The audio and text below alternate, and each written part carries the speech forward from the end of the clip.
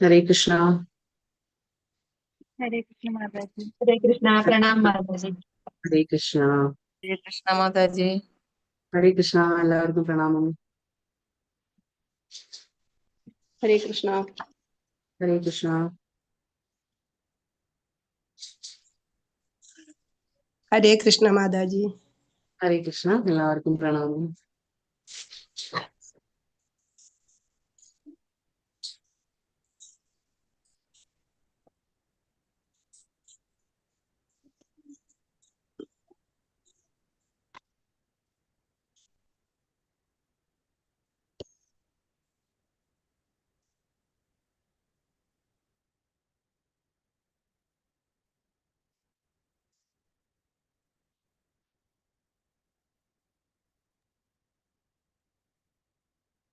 ഹരേ കൃഷ്ണ. എല്ലാവർക്കും ശ്രീ ശ്രീ രാധാ ഗോവിന്ദ ഇസ്കോൺ മംഗളൂരിന്റെ 18 ദിവസത്തെ ഗീതാധ്യയനത്തിലേക്ക് സ്വാഗതം.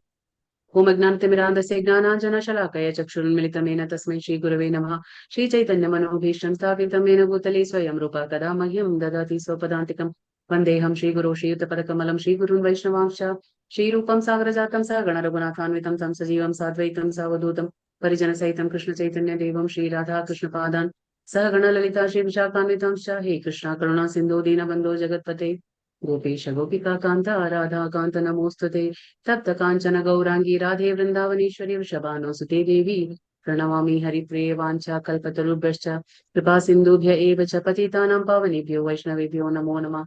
नमो विष्णुपादाय कृष्णपृष्ठाय भूतले श्रीमते भक्तिवेदांत स्वामिनिति नामिने. नमस्ते सारस्वते देवी गौरवाणी प्रचारिणे निर्विशेष शून्यवादी पाश्चात्य देशतारिणे. जय श्री कृष्ण चैतन्य प्रभु नित्यानंद श्री अद्वैत गदाधरा श्रीवासादि गौर भक्त वृंदा. हरे कृष्णा कृष्ण कृष्ण हरे हरे हरे राम राम राम हरे हरे. ഹരേ കൃഷ്ണ. എല്ലാവർക്കും ഒരിക്കൽ കൂടി സ്വാഗതം. ഇന്ന് അധ്യായം 14. എല്ലാരും മ്യൂട്ട് ചെയ്യണേ.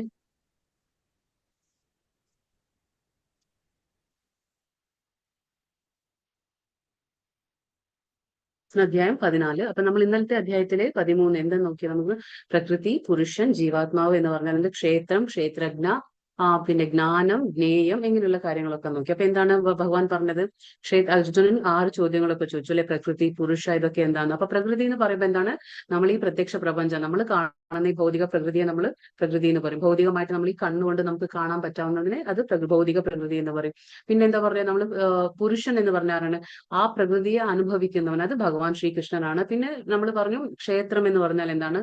നമ്മുടെ ഈ പ്രവർത്തന വേദി, നമ്മുടെ ഈ ആത്മാവിന് പ്രവർത്തിക്കാൻ ഒരു വേദി വേണം, കർമ്മവേദി വേണം. ആ കർമ്മവേദിയാകുന്നത് നമ്മുടെ ശരീരമാണ്. അത് ഏത് ശരീരമായാലും ആത്മാവിനൊരു ശരീരം വേണം. അപ്പൊ അത് ക്ഷേത്രം എന്ന് പറയും. പിന്നെ ആ ക്ഷേത്രത്തിന്റെ ഉള്ളിൽ വസിക്കുന്നതാരാണ്? ദേഹി, അതായത് ആത്മാവ്. ആ ആത്മാവിനെ നമ്മൾ ക്ഷേത്രജ്ഞൻ എന്ന് പറയും. അപ്പൊ ക്ഷേത്രജ്ഞ എന്ന് പറയുമ്പോൾ രണ്ടുപേരുണ്ട്. ഒന്ന് ആത്മാവും ആത്മാവിന്റെ കൂടെ ഇരിക്കുന്ന പരമാത്മാവും. അപ്പൊ ഈ രണ്ടുപേർക്കും വ്യത്യാസം എന്താന്ന് പറഞ്ഞാല്, ആത്മാവിന്, ഇപ്പൊ എന്റെ ആത്മാവിന് എന്റെ ശരീരത്തെ കുറിച്ച് മാത്രമാണ് ബോധ്യം ഉണ്ടാവുക. പക്ഷെ ഭഗവാൻ അങ്ങനെയല്ല. ഭഗവാൻ പരമാത്മാവിന് എല്ലാ ശരീരത്തെ കുറിച്ചും അറിവുണ്ടായിരിക്കും. അതാണ് ഈ എന്താ പറയാ, പരമാത്മാവിനും ആത്മാവിനുള്ള വ്യത്യാസം. അപ്പൊ ക്ഷേത്രം എന്ന് പറഞ്ഞാൽ ദേഹം, ക്ഷേത്രജ്ഞൻ എന്ന് പറഞ്ഞാൽ ദേഹത്തിനെ കുറിച്ച് ഉണ്ടായിരിക്കുന്ന ഒരാള്. അത് രണ്ടുപേരാണ് ക്ഷേത്രജ്ഞന്മാര്, ആത്മാവും പരമാത്മാവും. പിന്നെ ജ്ഞാനം എന്താന്ന് ചോദിച്ചു. അപ്പൊ ജ്ഞാനം എന്ന് പറയുന്നത് ആർക്കാണോ ഈ ദേഹത്തെ കുറിച്ച്, അതായത് ക്ഷേത്രത്തെ കുറിച്ചും ക്ഷേത്രജ്ഞനെ കുറിച്ചും ആർക്കാണോ ബോധ്യമുള്ളത്, അത് നല്ലതുപോലെ മനസ്സിലാകുന്നത്, അവരാണ് എന്താ പറയാ, ജ്ഞാനി. അതാണ് ജ്ഞാനം. അപ്പൊ പിന്നെ ജ്ഞേയ എന്താ ചോദിച്ചു. ജ്ഞേയം എന്ന് പറഞ്ഞ എന്താണ്? ആ ജ്ഞാനത്തിന്റെ ലക്ഷ്യം എന്താണ്? ജ്ഞാനത്തിന്റെ ലക്ഷ്യം നമുക്ക് ഭഗവാനാണ്. ശ്രീകൃഷ്ണ ഭഗവാനാണ്. അപ്പൊ നമ്മളിപ്പോ ഈ ജ്ഞാനമൊക്കെ നേടുന്നത് എന്തിനാണ്? ഭഗവാനെ കുറിച്ച് അറിയാനാണ്. അപ്പൊ ആ ജ്ഞാനത്തിനൊരു ലക്ഷ്യം ഉണ്ടായിരിക്കില്ലേ? അതാണ് ജ്ഞാനഗമ്യം എന്ന് പറയുന്നത് ഭഗവാനാണ്. അങ്ങനെയൊക്കെ പറഞ്ഞു. പിന്നെ നമ്മൾ 24 ഘടകങ്ങളെ കുറിച്ച് മനസ്സിലാക്കി.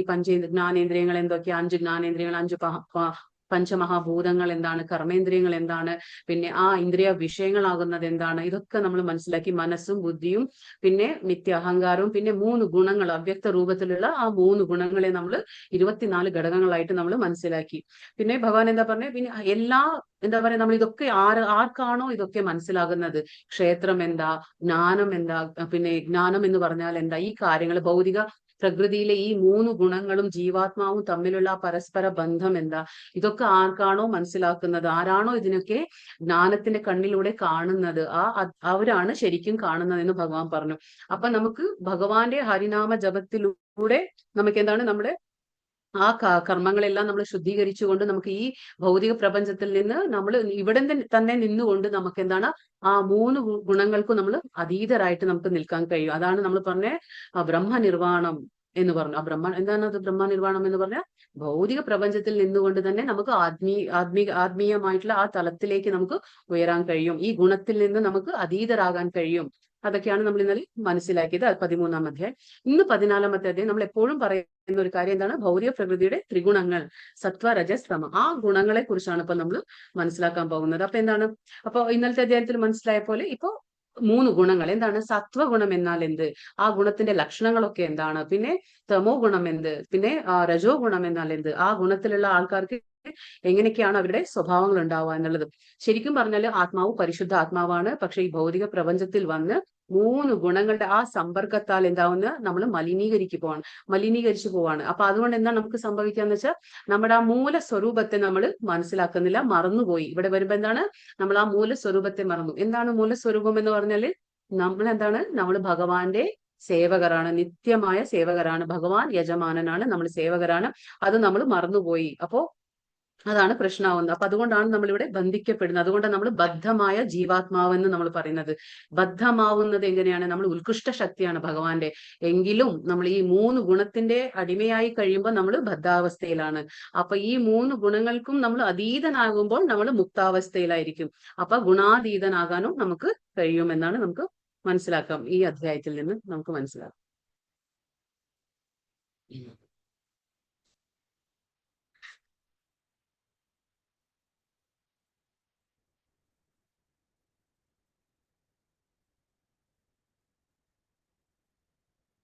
श्रीभगवानुवाच परं भूयः प्रवक्ष्यामि ज्ञानानां ज्ञानमुत्तमं यज्ञात्वा मुनयः सर्वे പരാം സിദ്ധിം മിതോ ഗതാഃ. പരമദിവ്യോത്തമ പുരുഷൻ പറഞ്ഞു, അറിഞ്ഞതുകൊണ്ടാണോ ഋഷികളെല്ലാം തികഞ്ഞ പരിപൂർണത നേടിയിട്ടുള്ളത്. സർവോത്കൃഷ്ടമായ ആ പരമജ്ഞാനത്തെ പറ്റി ഞാൻ വീണ്ടും നിന്നോട് പറയാം. അപ്പൊ ഭഗവാൻ പറയാണ്, അർജുനനോട് പറയാണ്, ഏതൊരു ജ്ഞാനം കൊണ്ട് ഈ ഋഷികളൊക്കെ നമുക്കറിയാം, അവർക്കൊക്കെ ഒരുപാട് ജ്ഞാനം ഉണ്ടായിരുന്നു. നമുക്കറിയാം ആ ഭഗവാന്റെ ജ്ഞാനം അതീന്ദ്രിയ ജ്ഞാനമാണ്. അത് നമുക്കറിയാം. പണ്ടും രാജർഷികൾ, നമ്മളിപ്പോ അംബരീഷ് മഹാരാജാവിന്റെ കഥ കേട്ടപ്പോ അതിൽ രാജർഷികളൊക്കെ അതൊക്കെ എന്തിനാണ് ഈ ജ്ഞാനം നേടുന്നത്, അവരുടെ പ്രജകളെ അവര് ഭരിക്കുമ്പോൾ അവരുടെ പ്രജകൾക്കൊക്കെ ഈ ജ്ഞാനം എന്താ പറയാ നൽകിക്കൊണ്ട് അവര് ഈ 3 ഗുണങ്ങളിൽ നിന്നും അതീതരാക്കിക്കൊണ്ട് മോചിപ്പിക്കാനായിട്ടാണ് അവർ ഈ ജ്ഞാനം നേടിയിരുന്നത്. അപ്പൊ ഋഷികൾക്കും എല്ലാവർക്കും പറഞ്ഞു കൊടുത്ത ഈ ജ്ഞാനം അവരൊക്കെ മനസ്സിലാക്കി. ഏത് ജ്ഞാനം അറിഞ്ഞുകൊണ്ട് ഈ ഋഷികളെല്ലാം തികഞ്ഞ പരിപൂർണതയിൽ നേടി ആ ജ്ഞാനം, സർവോത്കൃഷ്ടമായ ആ ജ്ഞാനത്തെ ഞാൻ നിനക്ക് പറഞ്ഞു തരാമെന്ന് ഭഗവാൻ പറയാണ് ഇപ്പൊ അർജുനനോട്. ഇദം ജ്ഞാനമുപാശ്രിത്യ മമ സാധർമ്യമാഗതാഃ സർവേപി നോപജായന്തെ പ്രളയേന വ്യതിന്തി ച. ഈ ജ്ഞാനത്തിൽ ഉറച്ചു നിൽക്കുന്നത് കൊണ്ട് എന്റേതിന് സമാനമായ അതീന്ദ്രിയ ഭാവത്തെ പ്രാപിക്കാൻ കഴിയും. അങ്ങനെ ഉറച്ചു നിന്നു കഴിഞ്ഞാൽ ഒരുവൻ സൃഷ്ടികാലത്ത് ജനിക്കുകയുമില്ല, പ്രളയകാലത്ത് ആകുല ചിന്തനാവുകയുമില്ല. അപ്പൊ ഇവിടെ എന്താ ഭഗവാൻ പറയുന്നത്, ഭഗവാൻ പറയാണ് ഈ ഏതൊരു ജ്ഞാനം, ഇപ്പൊ ഞാൻ പറഞ്ഞു ഉത്കൃഷ്ടമായ ആ ജ്ഞാനത്തെ, അതായത് ത്രിഗുണങ്ങളെ കുറിച്ചുള്ള ജ്ഞാനമാണ് ഭഗവാൻ ഇപ്പോ അർജുനന് കൊടുക്കാൻ പോകുന്നത്. അപ്പൊ ഏതൊരു ജ്ഞാനം അറിഞ്ഞു, ഉത്കൃഷ്ട ജ്ഞാനം പറഞ്ഞ് പരിപൂർണത നേടിയോ ഋഷികൾ, ആ ജ്ഞാനം നിനക്ക് പറഞ്ഞു തരാം.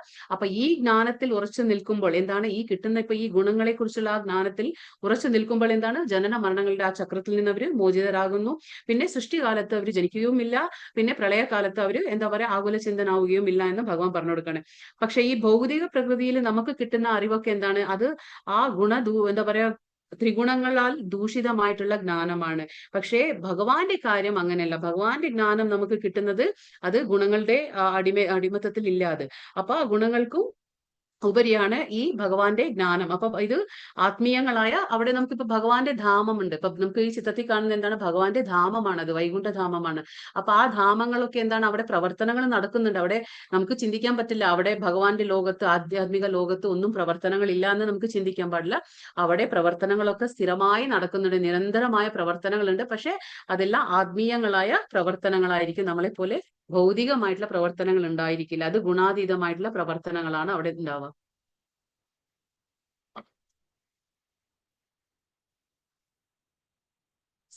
സർവയോനിഷു കൗന്തേയ മൂർത്തയഃ സംഭവന്തി യാഃ താസാം ബ്രഹ്മ മഹദ്യോനിരഹം ബീജ മഹദ്യോനിർ അഹം ബീജ പ്രദാപിത. ഹേ കുന്തിപുത്ര, ഞാൻ ഒരു നാനാരൂപേണയുള്ള ഈ ജീവവർഗങ്ങൾക്കെല്ലാം ഈ ഭൗതിക പ്രകൃതിയിൽ ജന്മം എടുക്കാൻ ഒരു അവസരം നൽകിയത് ഞാനാണ്. അവയുടെ ബീജപ്രദാതാവായ പിതാവും ഞാൻ തന്നെയാകുന്നു എന്ന് അറിയണം. അപ്പൊ പല രീതിയിൽ നമുക്കറിയാം 84 ലക്ഷം ജീവജാലങ്ങളുണ്ട്. അപ്പൊ ഈ 84 ലക്ഷം ജീവജാലങ്ങൾക്കെല്ലാം നമ്മൾ വിചാരിക്കും ബ്രഹ്മാവാണ് ആണെങ്കിലും ബ്രഹ്മാവ് സൃഷ്ടിച്ചെങ്കിലും അതിന് ആ ബീജം നൽകിയതാരാണ്? ഭഗവാൻ പറയുന്നു അഹം ബീജപ്രദാ പിത. അതായത് ഭഗവാനാണ് ബീജപ്രദാതാവായ പിതാവ് എന്ന് ഭഗവാൻ പറയാണ്. ഇപ്പൊ നമുക്കൊരു എക്സാമ്പിൾ മനസ്സിലാക്കുകയാണെങ്കിൽ, ഇപ്പൊ നമുക്ക് അരി കൂമ്പാരത്തില് തേളുകളുണ്ട്. അപ്പൊ ആ തേളുകൾ എന്ത് ചെയ്യുന്നു? അരിക്കുമ്പാരത്തിൽ ഇങ്ങനെ മുട്ടയിടും. ആ മുട്ടയിട്ടിട്ട് ആ തേളുകൾ അവിടെ നിന്ന് മാറിപ്പോകും. അപ്പൊ ആ അരിയില് ആ മുട്ടകളുണ്ട്, തേളിന്റെ മുട്ടകളുണ്ട്. അപ്പൊ കുറച്ചു സമയത്തിന് ശേഷം എന്താണ്, ആ അരിയിൽ നിന്ന് ആ മുട്ടയിൽ നിന്നെല്ലാം ആ തേളുകൾ ഇങ്ങനെ പുറത്തേക്ക് വരും. അരിയിൽ നിന്ന് ഇങ്ങനെ പുറത്തേക്ക് വരുമ്പോൾ നമുക്ക് വിചാരിക്കാൻ പറ്റുമോ അരിയിൽ നിന്നാണ് ഈ തേളുകൾ ഉത്ഭവിക്കുന്നത്, അല്ലെങ്കിൽ അരിയിൽ നിന്നാണ് ഈ തേളുകൾ ജന്മം എടുക്കുന്നതെന്ന് നമുക്ക് ചിന്തിക്കാൻ പറ്റില്ല. കാരണം അതേപോലെയാണ് ഇപ്പൊ ഭഗവാൻ പറയുന്നത്. ഇപ്പൊ നമുക്ക് ബ്രഹ്മാവ് തന്നെ, അതായത് ഈ ഭൗതിക പ്രപഞ്ചത്തിൽ നിന്ന് നമ്മൾ വരുന്നുണ്ടെങ്കിലും പക്ഷെ അതിന് ബീജം നൽകിയതാരാണ്? ഭഗവാനാണ്. കാരണം ആ അരിയിൽ നേരത്തെ തന്നെ അമ്മ തേളുകൾ മുട്ട ഇട്ടിട്ട് പോയിരിക്കുന്നു, മുട്ട ഇട്ടിട്ടുണ്ട്. അപ്പൊ അതുകൊണ്ടാണ് ആ മുട്ടയിൽ നിന്നാണ് ഈ തേളുകളൊക്കെ വരുന്നത്. പക്ഷെ നമുക്ക് കാണുമ്പോൾ ആ അരി കുമ്പാരത്തിൽ എന്താണ്, അതിന്റെ ഉള്ളിൽ നിന്ന് തേള് വരുമ്പോൾ നമുക്ക് തോന്നണം ഓ അരിയാണ് ഈ തേളിന് ജന്മം കൊടുക്കുന്നത്. അതായത് ആ തേളിന് അരിയിൽ നിന്നാണ് ഈ തേളുകൾ ഉത്ഭവിക്കുന്നത്, അരിയിൽ നിന്നാണ് ഈ തേളുകൾ വരുന്നത് എന്ന് നമ്മൾ ചിന്തിക്കും. അതേപോലെ നമ്മൾ എന്ത് വിചാരിക്കും? നമ്മളൊക്കെ ഈ ഭൗതിക പ്രപഞ്ചത്തിന്റെ ഒരു അംശമാണെന്ന് നമ്മൾ തെറ്റിദ്ധരിക്കുകയാണ്. നമ്മൾ ഭൗതിക പ്രപഞ്ചത്തിന്റെ അംശമല്ല, അതിന് മൂല കാരണമാരാണ്? ഭഗവാൻ തന്നെയാണ്. ഭഗവാൻ എന്താണ്? ബീജപ്രദ പിതാവെന്ന് ഭഗവാൻ പറയുന്നു. അപ്പൊ ബീജം നൽകിയിട്ടുള്ളത് ഭഗവാൻ തന്നെയാണ്. ശ്രീകൃഷ്ണ ഭഗവാനാണ് ജീവസത്തകൾക്കെല്ലാം ആദി പിതാവാണെന്ന് ഈ ശ്ലോകം സ്പഷ്ടമാക്കി തരുന്നുണ്ട് നമുക്ക്. പിന്നെ ഭൗതികവും ആത്മീയവുമായ പ്രകൃതികളുടെ സംയോഗമാണ് ജീവസത്തകൾ എന്ന്. അങ്ങനെയുള്ള ജീവസത്തകൾ ഭൂലോകത്തിൽ മാത്രമല്ല ബ്രഹ്മാവ് വാഴുന്ന സമുന്നത ഗ്രഹത്തിൽ പോലും കാണപ്പെടുന്നു. അതായത് ഭഗവാന്റെ ഈ എന്താ പറയാ, ഈ ജീവസത്തകൾ നമ്മൾ വിചാരിക്കും നമ്മുടെ അടുത്ത് മാത്രമേ ഉള്ളൂ അല്ല. ഭഗവാന്റെ എന്താ പറയാ സർവോത്കൃഷ്ട ലോകമായത് ഏതാണ്? 14 ലോകങ്ങളിൽ ബ്രഹ്മലോകമാണ്, അതായത് സത്യലോകം എന്ന് പറയും. അവിടെ പോലും എന്താ പറയാ കാണപ്പെടുന്നു. നമുക്കറിയാം ഭൂമിയിൽ മാത്രമല്ല, ഭൂമിക്കുള്ളിലും വെള്ളത്തിലും അഗ്നിയിൽ പോലും ജീവികളുണ്ട്. എല്ലായിടത്തും ജീവസത്തകളുണ്ട്. അതായത് നമുക്ക് അഗ്നിയിൽ ജീവികളുണ്ട് എന്ന് പറയുമ്പോൾ നമുക്കതൊരു അതിശയമായിട്ട് തോന്നും, പക്ഷെ ഉണ്ട്. അതിൻ്റെതായ ശരീരം നമുക്ക് ഉണ്ടായിരിക്കണം എന്ന് മാത്രം. അപ്പൊ അഗ്നിയിലുണ്ട്, വെള്ളത്തിലുണ്ട്, ഭൂമിയിലുണ്ട്, എല്ലായിടത്തും ഉണ്ട്. അപ്പൊ ബ്രഹ്മലോകത്തും ജീവസത്തകളുണ്ട്. അപ്പൊ എല്ലാത്തിനും ആരാണ് ഉറവിടം? ഉത്ഭവസ്ഥാനം ഭഗവാൻ തന്നെ. അപ്പൊ ഭഗവാൻ എന്താണ് ചെയ്യുന്നത്? എല്ലാവർക്കും, എല്ലാ ജീവസത്തകൾക്കും ആദി പിതാവാണ് ഭഗവാൻ. അപ്പൊ ആദി പിതാവായിട്ട് ഭഗവാൻ തന്നെ എല്ലാ ബീജം നൽകുന്നത് ആരാണ്? ഭഗവാൻ തന്നെയാണ് എന്ന് നമുക്ക് മനസ്സിലാക്കാൻ പറ്റും. 17 ലോകങ്ങളിലും എല്ലാ ഗ്രഹത്തിലും എന്താണ് ഓരോ ജീവസത്തകൾ നിലനിൽക്കുന്നുണ്ട്. അപ്പൊ ഇപ്പൊ നമുക്ക് മനസ്സിലായി, നമ്മളെപ്പോഴും മനസ്സിലാക്കിയ ഒരു കാര്യമാണിത്. 84 ലക്ഷം ജീവരാശികളുണ്ട്. അതായത് ജലത്തിൽ എന്താണ് ജലചരങ്ങളായിട്ട് എത്ര 9 ലക്ഷമുണ്ട്. പിന്നെ എന്താണ് നമ്മൾ ഈ മരങ്ങളായിട്ട് 20 ലക്ഷമുണ്ട്. പിന്നെ എന്താ പറയാ എന്താ പറയുന്നത് ഇഴജന്തുക്കളായിട്ട് നമുക്ക് 11 ലക്ഷം കാണാം. പിന്നെ വെള്ളത്തിൽ കണ്ടു. പിന്നെ മരങ്ങളായിട്ട് കാണാം. പക്ഷികളായിട്ട് എത്രയാണ്? 10 ലക്ഷം ഉണ്ട്. പിന്നെ നാൽക്കാലികളായിട്ട് അതായത് മൃഗങ്ങളായിട്ട് എത്ര 30 ലക്ഷത്തോളം ഉണ്ട്. പിന്നെ എന്താ പറയാ നമ്മൾ ഇഴജന്തുക്കളായിട്ട് 11 ലക്ഷം പറഞ്ഞു. പിന്നെ മനുഷ്യരായിട്ട് 4 ലക്ഷവും. അങ്ങനെ 84 ലക്ഷം ജീവജാലങ്ങളാണ് ഭഗവാൻ സൃഷ്ടിച്ചിട്ടുള്ളത്. സത്വം രജസ്തമ ഇതി ഗുണാഃ പ്രകൃതി സംഭവാഃ നിബധ്നന്തി മഹാബാഹോ ദേഹേ ദേഹനിമവ്യയം. ഹേ മഹാബാഹുവായ അർജുന, 3 ഗുണങ്ങൾ അടങ്ങിയതാണ് ഭൗതിക പ്രകൃതി. സത്വം, രജസ്, തമസ്. ശാശ്വതനായ ജീവാത്മാവിന് പ്രകൃതി സംയോഗം ഉണ്ടാകുന്നതോടെ അത് ഗുണങ്ങൾ ബദ്ധനാകുന്നു. അപ്പൊ ഇവിടെ എന്താ പറയുന്നത്? പ്രകൃതി സംയോഗം. അതായത് നമ്മൾ മനസ്സിലാക്കണം, ഇവിടെ ഭൗതിക പ്രകൃതിയും പിന്നെ ഈ 3 ഗുണങ്ങളാണ്, അതിന്റെ സംയോഗത്താലാണ് നമ്മളൊക്കെ ഉണ്ടായിട്ടുള്ളത്. ഇപ്പൊ നമുക്ക് എങ്ങനെ, ഇപ്പൊ ഒരു ജീവസത്ത എന്ന് പറഞ്ഞാൽ എന്താണ്?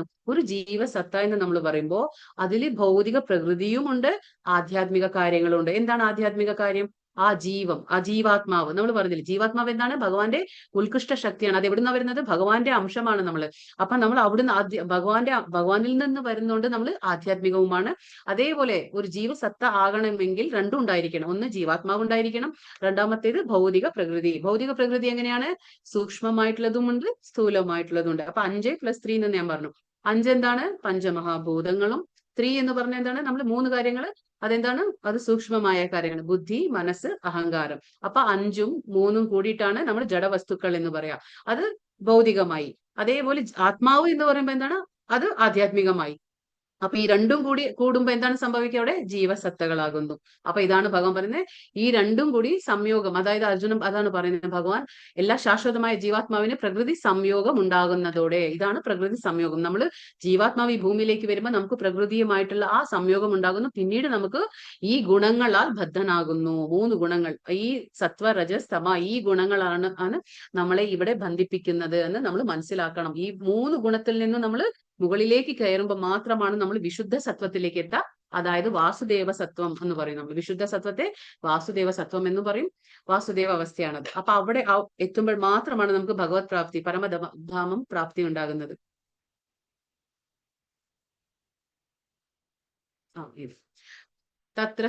തത്ര സത്വം നിർമ്മലത്വാത് പ്രകാശമാനമായം സുഖസംഗേന ബധ്നാതി ജ്ഞാനസംഗേന ചാനഘ. ഹേ പുണ്യാത്മാവെ, മറ്റുള്ളവയെ അപേക്ഷിച്ച് വിശുദ്ധമാകയാൽ സത്വഗുണം പ്രകാശമാനവും എല്ലാ പാപങ്ങളിൽ നിന്നും മോചിപ്പിക്കുന്നതുമാണ്. അതായത് എന്താണ്? ഇപ്പൊ 3 ഗുണങ്ങളെ കുറിച്ച് പറഞ്ഞു തരാണ്. ആദ്യത്തെ ഗുണം സത്വഗുണം. അപ്പൊ സത്വഗുണത്തിൽ എന്താണ് ഭഗവാൻ പറയുന്നത്? ഇത് മറ്റുള്ള ഗുണങ്ങൾ അപേക്ഷിച്ച് വിശുദ്ധമായതാണ്. ഏത്? സത്വഗുണം എന്ന് പറഞ്ഞാൽ തമോ ഗുണത്തെക്കാളും രജോ ഗുണത്തെക്കാളും ഇത് വിശുദ്ധമാകയാൽ ഈ ഗുണത്തിന്റെ പ്രത്യേകത എന്താണ്? പ്രകാശമാനവും എല്ലാ പാപങ്ങളിൽ നിന്നും മോചിപ്പിക്കുന്നതുമാണ്. ഏത്? സത്വഗുണം എന്താണ്? എല്ലാ പാപത്തിൽ നിന്നും നമ്മളെ മോചിപ്പിക്കുന്നതാണ്. പിന്നെ എന്താണ്? പ്രകാശമാനമായതും ആണ്. അതിൽ സ്ഥിതി ചെയ്യുന്നവർക്ക് എന്താണ്? സുഖത്താലും ജ്ഞാനത്താലും അവർ ബദ്ധരാകപ്പെടും. അപ്പൊ അതിൽ ഈ ഗുണത്തിൽ, അതായത് സത്വഗുണത്തിൽ ആരാണോ ഉള്ളത്, അവര് ഈ ഗുണത്തിൽ സ്ഥിതി ചെയ്യുമ്പോൾ അവർ സുഖത്താലും ജ്ഞാനത്താലും ബദ്ധരാക്കപ്പെടും. പക്ഷെ നമ്മളും ബദ്ധരാണ്. കാരണം അവിടെ നമുക്ക് ജ്ഞാനം ഉണ്ടായിരിക്കും. നമുക്ക് എപ്പോഴും ഭൗതിക ദുഃഖങ്ങളും ക്ലേശങ്ങളും നമ്മളെ അധികം ബാധിക്കില്ല. എന്നാലും ഉണ്ടാവും, പക്ഷെ അധികം ബാധിക്കില്ല. കാരണം അവിടെ ജ്ഞാനമുണ്ട്. പിന്നെ ഗുണത്തിൽ ആവുമ്പോൾ നമുക്കൊരു ദോഷമുണ്ട്. അതെന്താണ്? സത്വഗുണത്തെ ആരാണ് പ്രതിനിധീകരിക്കുന്നത്? ബ്രാഹ്മണൻ. നമുക്ക് ചിത്രത്തിൽ കാണാം. ആരാണ്? ബ്രാഹ്മണൻ. അതായത് ബ്രഹ്മജ്ഞാനം ഉണ്ടായിരിക്കും, ഭഗവാനെ കുറിച്ചുള്ള അറിവുണ്ടായിരിക്കും അവർക്ക്, വേദജ്ഞാനങ്ങളെ കുറിച്ച് അറിവുണ്ടായിരിക്കും, വേദജ്ഞാനം ഉണ്ടായിരിക്കും അവർക്ക്. പക്ഷെ ഈ ഗുണത്തിലൊരു ദോഷം എന്താന്ന് വെച്ചാൽ, ഞാൻ മറ്റുള്ളവരെക്കാൾ ശ്രേഷ്ഠനാണ്, അപ്പൊ ഞാൻ ജ്ഞാനത്തിൽ മറ്റുള്ളവരെക്കാൾ ഞാൻ മുന്നിൽ നിൽക്കുന്നു എന്നുള്ള ആ ഒരു തോന്നൽ, ആ ഒരു അഹങ്കാരം അവരിൽ ഉണ്ടാകും. ആർക്ക്? ഈ ഗുണത്തിലുള്ളവർക്ക്. അപ്പൊ എന്താണ്? അവർ വീണ്ടും ബദ്ധനാകുന്നു. കാരണം നമ്മൾ പറഞ്ഞില്ലേ, ഏത് ഗുണത്തിലും നമ്മൾ ബന്ധിക്കപ്പെടും. അതുകൊണ്ടാണ് നമ്മൾ ഈ സത്വഗുണത്തെക്കാൾ മുകളിൽ പോകണം. അപ്പോൾ മാത്രമേ നമുക്ക് ബന്ധനം ഉണ്ടായില്ല. അതാണ് പറയുന്നത്. ഇവർക്കൊരു തോന്നൽ വരാണ്, അഹങ്കാരം വരാണ്. അതായത് ഞാൻ മറ്റുള്ള ഗുണത്തെക്കാൾ മെച്ചപ്പെട്ടതും എനിക്ക് ആ കുറച്ചുകൂടി മറ്റുള്ളവരെക്കാൾ ജ്ഞാനമുണ്ടെന്ന് അവർ ചിന്തിക്കുന്നത് കൊണ്ട് എന്താണ്? അവർക്ക് ഒരു അഹങ്കാരം മൂലം അവർ ബദ്ധനാകപ്പെടുകയാണ്. ആര്? സത്വഗുണക്കാർ. പക്ഷെ അവരുടെ ഗുണം എന്താണ്? അവർക്ക് പാപങ്ങളിൽ നിന്ന് അവർക്ക് മോചിപ്പിക്കുന്നതുമാണ് സത്വഗുണം. പിന്നെ അത് പ്രകാശമാനവുമാണ് സത്വഗുണം. ഇതിൽ സ്ഥിതി ചെയ്യുന്നവർക്ക് എന്താണ്? സുഖമുണ്ടായിരിക്കും. പിന്നെ ജ്ഞാനത്താൽ അവർക്ക്, പക്ഷെ ജ്ഞാനവും സുഖവും അവർക്ക് ഉണ്ടാവും, പക്ഷെ അവരും ബദ്ധരാകപ്പെടുന്നു എന്ന് ഇവിടെ പറയുന്നുണ്ട്.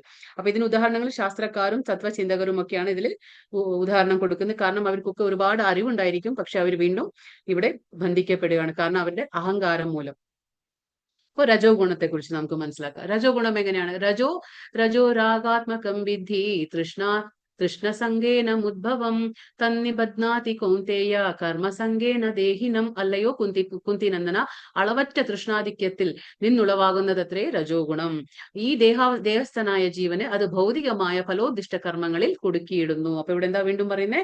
ഈ രജോ ഗുണത്തിന്റെ ലക്ഷണങ്ങളാണ് പറയുന്നത്. അതായത് അളവറ്റ തൃഷ്ണാധികം. തൃഷ്ണ എന്ന് പറഞ്ഞാൽ ആഗ്രഹം, നമ്മൾ പറയില്ല വ്യാമോഹം. അതായത് എത്ര കിട്ടിയാലും ഇനിയും ഇനിയും വേണം വേണം എന്നുള്ള ആ ഒരു ആഗ്രഹം, ആ ഡിസയർ എന്ന് നമ്മൾ പറയും. അതൊരു ഒരുപാടുണ്ടാവും. ആ ആഗ്രഹം മൂലം, അതായത് എന്റെ കുടുംബം, എന്റെ ഭാര്യ, എന്റെ മക്കള്, എനിക്കൊരു വീട് വേണം, കാറ് വേണം എന്നുള്ള ആ മോഹങ്ങൾ ഒന്ന് കഴിഞ്ഞാൽ അത് അതിനൊരു അവസാനമില്ലാതെ നമുക്ക് ഇങ്ങനെ ആഗ്രഹിച്ചുകൊണ്ടേ ഇരിക്കുമ്പോൾ ഇതൊരു ലക്ഷണമാണ് രജോ ഗുണത്തിന്റെ. ആ തൃഷ്ണ ആധിക്യത്തിൽ എന്താവും? അപ്പൊ അങ്ങനെ ഉണ്ടാകുന്നതാണ് ഈ രജോ ഗുണം. അപ്പൊ എന്താണ്? ദേഹസ്ഥനായ ജീവനെ അത് ഭൗതികമായി ഫലോദിഷ്ട കർമ്മങ്ങളിൽ ഏർപ്പെടുത്താണ്. അതായത് ഫലോദിഷ്ടം എന്ന് പറഞ്ഞാൽ നമുക്കറിയാം, നമ്മളൊരു കർമ്മം ചെയ്യുമ്പോൾ നമുക്ക് ആഗ്രഹിക്കുകയാണ്, എനിക്ക് ഈ കർമ്മം ചെയ്തിട്ട് എനിക്ക് ആ ഫലങ്ങൾ വേണം, ആ ഫലത്തിന് വേണ്ടിയിട്ട് നമ്മൾ കർമ്മം ചെയ്യാണ്, സ്വകാമ കർമ്മ. അപ്പൊ ആ ഫലത്തിന് വേണ്ടി കർമ്മം ചെയ്യുമ്പോൾ അതെന്താണ്? നമ്മളിവിടെ ബന്ധിപ്പിക്കുകയാണ്. കാരണം നമ്മൾ ആ കർമ്മഫലത്തിൽ ആസക്തി കാണിക്കുകയാണ്. അങ്ങനെ ഈ രജോ ഗുണക്കാർ എന്താണ് ചെയ്യുന്നത്? ഒരുപാട് ഫലോദിഷ്ട കർമ്മങ്ങളിൽ ഏർപ്പെടും. അത് എന്താണ്? വീണ്ടും അവരിവിടെ കുടുങ്ങിയിരിക്കുകയാണ്, കുടുക്കിയിടാണ് നമ്മളത്. ഏത്? ഈ രജോ ഗുണം. കാരണം കുടുംബം രജോ ഗുണത്തിൽ വർദ്ധിക്കുമ്പോൾ എന്താണ് ഭൗതിക സുഖങ്ങളിലെ താല്പര്യം കൂടും. നമുക്ക് ഭൗതികമായിട്ടുള്ള എന്ത് സുഖവും നമുക്ക് ഇനിയും വേണം എന്നുള്ള ആ താല്പര്യം, അതിനൊരു അവസാനമില്ലാത്ത ആഗ്രഹങ്ങളാണ് നമ്മൾ കൂടുതലും വളർത്തിയെടുക്കുക. പിന്നെ ഇതിന്റെ ഒരു പ്രത്യേക ഗുണം എന്ന് പറഞ്ഞാല് ആ രജോ ഗുണത്തിലെ ഒരു ലക്ഷണം എന്ന് പറയുന്നത് സ്ത്രീ പുരുഷ ആകർഷണം. പരസ്പരം സ്ത്രീക്ക് ഒരു പുരുഷനോട് വളരെയധികം ആകർഷണം തോന്നും, അതേപോലെ പുരുഷന് സ്ത്രീയോട് ആകർഷണം തോന്നും. അതാണ് ഈ രജോ ഗുണത്തിന്റെ ഒരു ഏറ്റവും വലിയൊരു ലക്ഷണം എന്ന് പറയുന്നത്. തമസ്ത്വജ്ഞാനജം വിദ്ധി മോഹനം സർവ്വദേഹിനാം പ്രമാദാലസ്യ നിദ്രാഭീസ് തന്നിബധ്നാതി ഭാരത. ഇപ്പൊ തമോ ഗുണത്തിന്റെ ലക്ഷണങ്ങളാണ് പറയുന്നത്. എന്താണ് തമോ ഗുണത്തിന് എന്തൊക്കെ ലക്ഷണം ഉണ്ടാവും? അപ്പൊ ഭാരതപുത്ര, അജ്ഞാനജന്യമായ തമോ ഗുണമാകട്ടെ സർവ്വ ശരീരികളെയും വ്യാമോഹിപ്പിക്കുന്നതാണ്. ഈ ഗുണത്തിന്റെ ഫലങ്ങളായ പ്രമാദം, അലസത, നിദ്ര, ഈ മൂന്നാണ് അതിന്റെ ലക്ഷണങ്ങൾ. എന്താണ്? പ്രമാദം ഉണ്ടായിരിക്കും, അവിടെ അലസത ഉണ്ടായിരിക്കും, അവിടെ നിദ്ര. ഏതാണ് തമോ ഗുണത്തിന്റെ ലക്ഷണങ്ങള്? പ്രമാദം, അലസത, നിദ്ര, ഇതൊക്കെയാണ് ഇവിടെ പറയുന്നത്. ഇത് നമ്മുടെ ആ സത്വഗുണത്തിന് നേരെ തിരിഞ്ഞാണ്, അതായത് നേരെ വിരുദ്ധമാണ് തമോ ഗുണം. കാരണം സത്വഗുണത്തിൽ എന്താണ്? ജ്ഞാനം ഉണ്ടായിരിക്കും. തമോ ഗുണം എങ്ങനെയാണ്? അജ്ഞാനജന്യമാണ്, അതായത് അജ്ഞാനം കൊണ്ടുണ്ടാകുന്നതാണ് തമോ ഗുണം. അപ്പോ അതിന്റെ നേരെ വിരുദ്ധമാണ് തമോ ഗുണം. ഇവിടെ എന്താണ്? സത്വഗുണത്തിൽ നമുക്ക് പുരോഗതി ഉണ്ടെങ്കിൽ ഇവിടെ അധോഗതിക്കാണ് മനുഷ്യനെ കൊണ്ടുപോവുക. ഇത് അധോഗതിയാണ് ഇവിടെ. അപ്പോൾ നമുക്ക് ഒരിക്കലും പുരോഗതിക്ക് സാധ്യത വളരെ കുറവാണ്. അപ്പൊ ഒന്നിന്റെയും ഇവിടെ യാഥാർത്ഥ്യം സ്പഷ്ടമാകുന്നില്ല. ഇപ്പൊ നമുക്കിപ്പോൾ ഇവിടെ മനസ്സിലാക്കാം, നമ്മുടെ മുത്തച്ഛനുണ്ട്, നമ്മുടെ അച്ഛൻ മരിച്ചു, നമ്മുടെ മുത്തച്ഛൻ മരിച്ചിട്ടുണ്ടാവും, നമ്മുടെ അച്ഛൻ മരിച്ചിട്ടുണ്ടാവും, അപ്പൊ നമ്മളും മരിക്കും ഒരു ദിവസം, നമ്മുടെ കുട്ടികളും മരിക്കും എന്നുള്ള ഈ ബോധം നമുക്ക് ഉണ്ടായിട്ടും ഇത് സാമാന്യമായിട്ട് ആർക്കും മനസ്സിലാക്കാൻ പറ്റുന്ന ഒരു കാര്യമാണ്. പക്ഷെ എങ്കിലും കൂടിയിട്ട് നമ്മൾ ഈ തമോ ഗുണത്തിൽ എന്താണ്? നമ്മൾ വീണ്ടും വീണ്ടും പ്രയത്നിച്ചുകൊണ്ടേയിരിക്കും. എന്താണ്? നമുക്ക് ശാശ്വതമായ ആത്മാവിനെ പറ്റി നമ്മൾ ഒരിക്കലും ഈ തമോ ഗുണത്തിൽ ചിന്തിക്കുക പോലും ഇല്ല. ആത്മാവിനെ കുറിച്ച് ഒരു തരത്തിലും അവർക്ക് ആ ജ്ഞാനം ഉണ്ടായിരിക്കില്ല. എന്നാൽ കിട്ടിയാൽ തന്നെ അവരതിനെ വിശ്വസിക്കൂല, അംഗീകരിക്കുകയില്ല. ഈ ആത്മാവിനെ കുറിച്ച് അവർക്ക് യാതൊരു ബോധവും ഉണ്ടാവില്ല, ചിന്തിക്കുന്നതേ ഇല്ല. പിന്നെ ജ്ഞാനമാർഗത്തിൽ പുരോഗമിക്കാൻ ഒരു ഒട്ടും താല്പര്യപ്പെടില്ല. ഇനിയിപ്പോ അവർക്ക് ഒരു അവസരം കിട്ടാണ്, ഇങ്ങനെ ഒരു ഭക്തി മാർഗമുണ്ട്, അല്ലെങ്കിൽ ഇങ്ങനെ ഒരു ഭക്തന്റെ ഒരു സംസർഗം കിട്ടാണ്, അല്ലെങ്കിൽ ഒരു ഭഗവത്ഗീതയോ ഭാഗവതോ ഇങ്ങനെയുള്ള ഒരു ജ്ഞാനം അവർക്ക് കൊടുക്കാൻ പോയാൽ പോലും അവർ വിസമ്മതിക്കും. കാരണം അവർ ഇതിലൊന്നും വിശ്വസിക്കില്ല. അവർക്ക് എന്താണ്? 3 ഗുണങ്ങൾ അവരുടെ: പ്രമാദം, അലസത, പിന്നെന്താണ്? നിദ്ര. എപ്പോഴും ഉറങ്ങിക്കൊണ്ടിരിക്കുക, പിന്നെ എപ്പോഴും അലസമായിട്ടിരിക്കുക, പണിയെടുക്കാൻ തോന്നില്ല. പണിയെടുക്കണമെങ്കിൽ അവർക്ക് ഇല്ലാണ്ടല്ല, അവർക്കൊക്കെ കഴിവുണ്ടായിരിക്കും, പക്ഷെ എങ്കിലും അവർ ചെയ്യില്ല. പ്രമാദം എന്ന് പറഞ്ഞാൽ ചെയ്യേണ്ടത് ചെയ്യാതിരിക്കുന്ന സ്വഭാവം, മൂഢതയാണ് അവർക്ക്. എന്താണ് പ്രമാദം എന്ന് പറയുമ്പോൾ? അവർക്ക് മറവി ഉണ്ടാവും, ഒരുപാട് മൗഢ്യമായിട്ട് ചിന്തിക്കുന്ന ആൾക്കാരാണ് അവർ. ഇതാണ് തമോ ഗുണത്തിന്റെ ലക്ഷണം. ഇതിപ്പോ 3 ഗുണത്തിൽ ഓരോരുത്തരുടെ ആഹാര രീതികളെ പറയാണ്. സത്വഗുണത്തിൽ എങ്ങനെ കഴിക്കും, എന്താ പറയാ, രജോ ഗുണത്തിൽ എങ്ങനെ ആൾക്കാർ ആഹാരം ഇഷ്ടപ്പെടും, തമോ ഗുണത്തിൽ എങ്ങനെയാണ് ആഹാരം ഇഷ്ടപ്പെടുന്നതെന്ന് കാണിക്കാൻ. അപ്പൊ ഇത് 3 ഗുണത്തിന്റെ ഉദാഹരണമാണ്. ഏത്? അരയന്നം. അരയന്നം എന്ന് പറഞ്ഞാൽ അത് ശുദ്ധജലത്തിൽ വസിക്കുന്ന ഒരു പക്ഷിയാണ്. അപ്പൊ അരയന്നം എന്തിന് ഉദാഹരണമാണ്? ശുദ്ധജലത്തിൽ നിൽക്കുമ്പോൾ അത് സത്വഗുണത്തിന് ഉദാഹരണമായിട്ട് എടുക്കുക. തേനീച്ച രജോ ഗുണത്തിൽ വരും. തേനീച്ച എന്താണ്? രജോ ഗുണത്തിനെ സൂചിപ്പിക്കുന്നത്, അതായത് ഉദാഹരണമാണ്. കാരണം എന്താണെന്ന് വെച്ചാൽ തേനീച്ചയ്ക്ക് എന്താണ്? എപ്പോഴും തേനിനെ ഇങ്ങനെ ശേഖരിച്ച് വെച്ചുകൊണ്ടിരിക്കും. അവസാനം അതൊക്കെ മറ്റുള്ളവർ എടുത്തോണ്ടും പോകും. പക്ഷെ ഈ തേനീച്ചയ്ക്കുള്ള സ്വഭാവം എന്താണ്? തേനിനെ ഇങ്ങനെ ഒരുപാട് ശേഖരിച്ചു ആവശ്യമില്ലെങ്കിലും ഉണ്ടെങ്കിലും ഇങ്ങനെ തേനീച്ച ഇങ്ങനെ വെച്ചുകൊണ്ടിരിക്കുക. അതേപോലെ തന്നെ കാക്ക എന്താണ് സൂചിപ്പിക്കുന്നത്? കാക്ക വന്നിട്ട് തമോ ഗുണമാണ്. തമോ എന്ന് പറഞ്ഞാൽ എന്താണ്? നമുക്കറിയാം, തമോ ഗുണം മാലിന്യം, അതായത് വൃത്തിഹീനമായ സ്ഥലത്ത് ജീവിക്കാനാണ് ആഗ്രഹിക്കുക. അതാണ് കാക്ക തമോ ഗുണത്തിനെ പ്രതിനിധീകരിക്കുന്നു, തേനീച്ച രജോ ഗുണത്തിനെ, പിന്നെ അരയന്നം സത്വഗുണത്തിനെ. അപ്പൊ നമുക്കൊരു റോഡ് സൈഡില് നമ്മളൊരു ചാക്കിൽ അരിയും കൊണ്ടുവയ്ക്കുക, കുറച്ച് ഭക്ഷ്യസാധനങ്ങളൊക്കെ വെച്ചാല് അവിടെ കുറച്ച് പക്ഷികളൊക്കെ വരും. അതെന്ത് ചെയ്യും? അതിനാവശ്യമുള്ളതൊക്കെ അത് കഴിച്ചിട്ട് അവര് പോകും. പിന്നെ അതേപോലെ മൃഗങ്ങൾ വന്നാൽ അവർക്ക് വേണ്ടുന്ന അവർ കഴിച്ച് അവർ പൊക്കോളും. പക്ഷെ ഒരു മനുഷ്യനാണ് കാണുന്നെങ്കിൽ എന്താണ്? മനുഷ്യൻ എന്താ ചെയ്യുക? ആ മൊത്തത്തിൽ എടുത്തുകൊണ്ട് പോകും. കാരണം എന്താന്ന് വെച്ചാൽ അവനവന് വേണ്ടതല്ല അവരെടുക്കുക, അവര് മൊത്തത്തിൽ എടുക്കും. കാരണം എന്റെ മക്കൾക്കാവും, നാളെ എന്റെ മരുമക്കൾക്കാവും, എന്റെ കുട്ടികൾക്കാവും. ഇങ്ങനെ ആ ഒരു സ്വാർത്ഥ മനോഭാവമുള്ളത് ആർക്കാണ്? മനുഷ്യന് മാത്രമാണ്. ബാക്കിയുള്ളവർക്കൊക്കെ അവർക്ക് എത്ര വേണോ അത്ര മാത്രമേ അവർ കഴിക്കുള്ളൂ.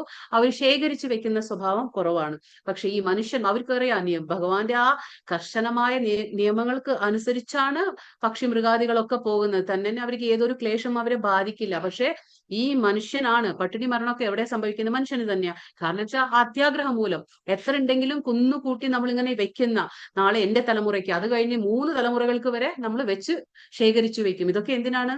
നമ്മൾ ആ സ്വാർത്ഥ മനോഭാവം, എന്റെ കഴിഞ്ഞ എന്റെ മക്കൾ, അത് കഴിഞ്ഞ അവരുടെ മക്കൾ, പേരക്കുട്ടികൾക്ക് ഇരിക്കട്ടെ, ഈ സ്വഭാവം മനുഷ്യന് മാത്രമേ ഉള്ളൂ. പക്ഷെ നമ്മൾ ഈ ആത്മാവിനെ കുറിച്ച് ഒരിക്കലും ചിന്തിക്കുകയില്ല. നമ്മൾ ഈ ശാരീരിക ബോധത്തിൽ മാത്രം പ്രവർത്തിച്ചുകൊണ്ട് എന്താണ് നമ്മുടെ മൂല്യമായ ആ ജീവിതത്തെ നമ്മൾ നശിപ്പിക്കുകയാണ് ചെയ്യുന്നത്. സത്വം സുഖേ സഞ്ജയതി രജഃ കർമ്മണി ഭാരത ജ്ഞാനം ആവൃത്യ തു തമഃ പ്രമാദ സഞ്ജയത്യുത. അല്ലയോ ഭാരതപുത്ര, സത്വഗുണം ഒരാളെ സുഖം കൊണ്ട് ബന്ധിക്കുമ്പോൾ രജോ ഗുണം കാമ്യ കർമ്മങ്ങൾ കൊണ്ടാണ് ബന്ധിക്കുക. ജ്ഞാനത്തെ ആവരണം ചെയ്യുന്ന തമോ ഗുണമാകട്ടെ ഉന്മാദം കൊണ്ട് ഒരാളെ ബന്ധിക്കുന്നു. അപ്പൊ നമ്മളിപ്പോ 3 കാര്യങ്ങൾ ഇവിടെ പറയുന്നു. സത്വഗുണം എങ്ങനെയാണ് ഒരാളെ ബന്ധിക്കുന്നത്? സത്വഗുണം എന്താണ്? ഒരാളെ സുഖം കൊണ്ട്. സത്വഗുണം അപ്പോഴും നമുക്ക് അവിടെ ബന്ധനം തന്നെയാ.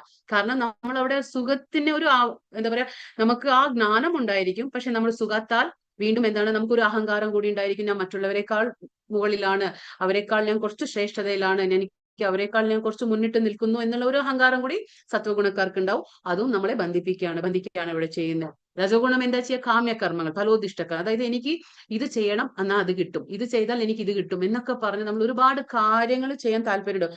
അത് നമ്മൾ ഇങ്ങനെ ആസൂത്രണം ചെയ്തുകൊണ്ടിരിക്കും. എന്ത് ചെയ്യണം, ഇനി അടുത്തത് എന്ത് ചെയ്യണം ഞാൻ? കാരണം നമുക്ക് ആഗ്രഹങ്ങളുണ്ട്, ഫലാസക്തി ഉണ്ട്. അപ്പൊ അതും നമ്മളെ ബന്ധിപ്പിക്കുകയാണ്. പിന്നെ ജ്ഞാനം ഒട്ടുമില്ലാത്തതാണ് തമോ ഗുണം. അവർക്ക് ഒരു തരത്തിലും ജ്ഞാനമില്ല. അവർക്ക് എന്താണ്, അവര് എന്താണ്, തമോ ഗുണമാകട്ടെ ഉന്മാദം കൊണ്ട്. എന്താ വെച്ചാൽ അവർക്ക് മതിമറന്ന്, അവരെന്താണ്, ഉന്മാദം എന്ന് പറയുമ്പോൾ അവർ മതിമറന്ന് പ്രവർത്തിക്കുന്ന ആൾക്കാരാണ്.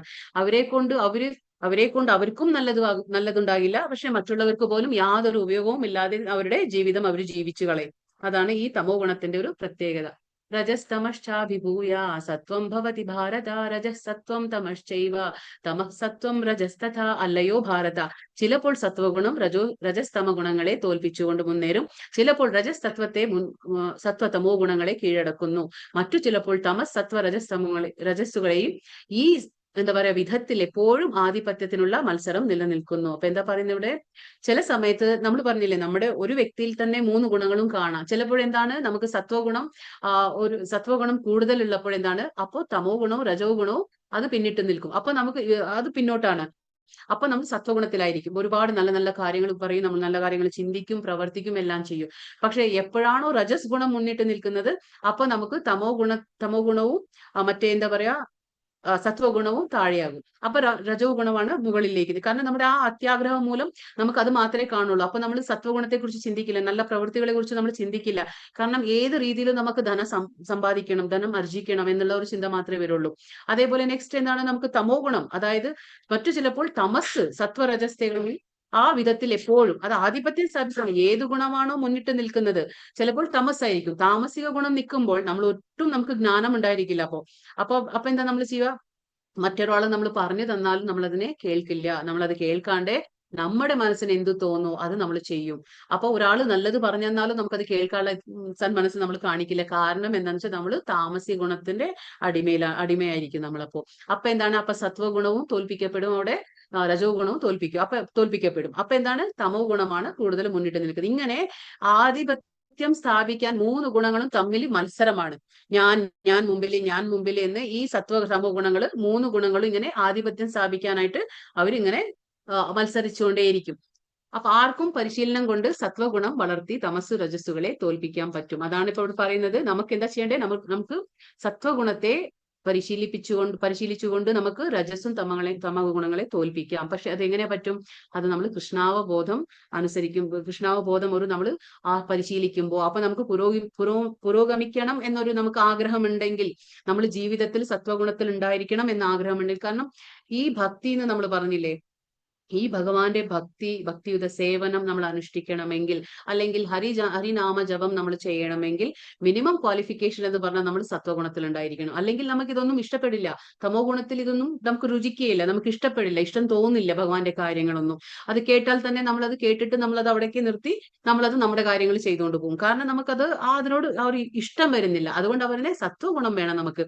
അപ്പൊ ദിവസേന നമ്മൾ ആ കൃഷ്ണാബോധം പരിശീലിച്ചു കൊണ്ടുവരുമ്പോൾ നമുക്ക് സത്വഗുണത്തിൽ തന്നെ നിൽക്കാൻ കഴിയുമെന്ന് പറയുന്നത്. അപ്പൊ ബാക്കിയുള്ള ഗുണങ്ങളെ നമുക്ക് തോൽപ്പിക്കാൻ കഴിയും. രജോ ഗുണം വർദ്ധിപ്പിച്ച് സത്വതമസ്സുകളെ കീഴടക്കാനും തമോ ഗുണത്തെ പോഷിപ്പിച്ച് സത്വരജസ്സുകളെ നശിപ്പിക്കാനും സാധിക്കും. അപ്പൊ ഇങ്ങനെ നമ്മൾ ഏത് ഗുണമാണോ നമുക്ക് പോഷിപ്പിച്ചെടുക്കണ്ടേ, ആ ഗുണം നമ്മൾ പോഷിപ്പിച്ചെടുക്കുമ്പോൾ മറ്റു രണ്ട് ഗുണങ്ങളും നമുക്ക് തോൽപ്പിക്കാൻ പറ്റും.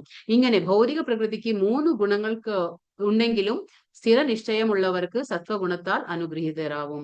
അപ്പൊ ഭൗതിക പ്രകൃതിയിൽ നമുക്കറിയാം 3 ഗുണങ്ങളുണ്ട്. പക്ഷെ ആരാണോ കൃഷ്ണാവബോധത്തിൽ പരിശീലനം നേടുന്നത്, അവർക്ക് എന്താ പറയാ, ഈ ഹരിനാമ ജപത്തിലൂടെ നമുക്ക് എന്താ പറ്റുക, നമുക്ക് പലയിലും ഭഗവാൻ പറഞ്ഞുണ്ട്, ദൈവീഹേഷ ഗുണമയി മമമായ ദുരത്യയ എന്ന് ഭഗവാൻ സ്വയം പറയാണ്. എന്റെ ഈ 3 ഗുണങ്ങൾ, പ്രകൃതിയുടെ 3 ഗുണങ്ങൾ എന്റെ എന്താ പറയാ ദൈവീഹേഷ, അത് എന്റെയാണ്, ഞാൻ സൃഷ്ടിച്ചതാണ്.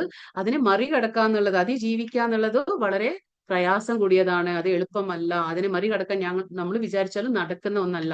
പക്ഷെ ഭഗവാൻ എന്ത് പറയും, മാമേവ പ്രപദ്യന്തേ മായാമേത തരന്തിതേ, അതായത് എനിക്ക് ശരണം പ്രാപിച്ചു കഴിഞ്ഞാൽ ഇതിനെ മറികടക്കാൻ വളരെ നിഷ്പ്രയാസമാണ്. ഈ ഗുണങ്ങള് വളരെ ശക്തിയോട് കൂടിയതാണ്. പക്ഷെ എങ്കിലും ഭഗവാനെ ശരണം പ്രാപിക്കുമ്പോൾ നമുക്ക് ഈ ഗുണത്തെ നമുക്ക് അതിജീവിക്കാനും മറികടക്കാനും നമുക്ക് തോൽപ്പിക്കാനൊക്കെ കഴിയുമെന്ന് ഭഗവാൻ തന്നെ സ്വയം പറഞ്ഞിരുന്നു 7-ാമത്തെ അധ്യായത്തിലെ 14-ാമത്തെ ശ്ലോകത്തില്. അപ്പൊ ഇങ്ങനെ നമ്മൾ എന്താ പറയാ, അതിനെ ഇങ്ങനെ ഭൗതിക പ്രകൃതിക്ക് 3 ഗുണങ്ങൾ ഉണ്ടെങ്കിലും അതിനെ നമുക്ക് ജയിക്കാൻ പറ്റും, അനുഗ്രഹീതരാകാൻ പറ്റും നമുക്ക്. അതിനെയും അതിക്രമിച്ച് വസുദേവാവസ്ഥ, അതായത് ഞാൻ പറഞ്ഞില്ലേ സത്വം രജസ് തമസ്, ഈ 3 ഗുണങ്ങൾക്കും അതീതനാകുമ്പോൾ എന്താണ് അവസ്ഥ, അത് അതിക്രമിക്കുമ്പോൾ നമ്മൾ എന്താണ്, വസുദേവ അവസ്ഥ, അതായത് വസുദേവ വിശുദ്ധ സത്വം എന്ന് പറയും. നമ്മൾ ഈ ശുദ്ധ സത്വം അല്ലാതെ വിശുദ്ധ സത്വത്തിലേക്ക് നമ്മൾ എത്തും. അങ്ങനെ വിശുദ്ധ സത്വത്തിൽ എത്താൻ പറ്റും നമുക്ക് ഈ 3 ഗുണങ്ങളെയും തോൽപ്പിച്ചു. പക്ഷെ അതിന് നമ്മൾ എന്ത് ചെയ്യണം, നമ്മൾ ഭഗവാനെ ശരണം പ്രാപിക്കണം.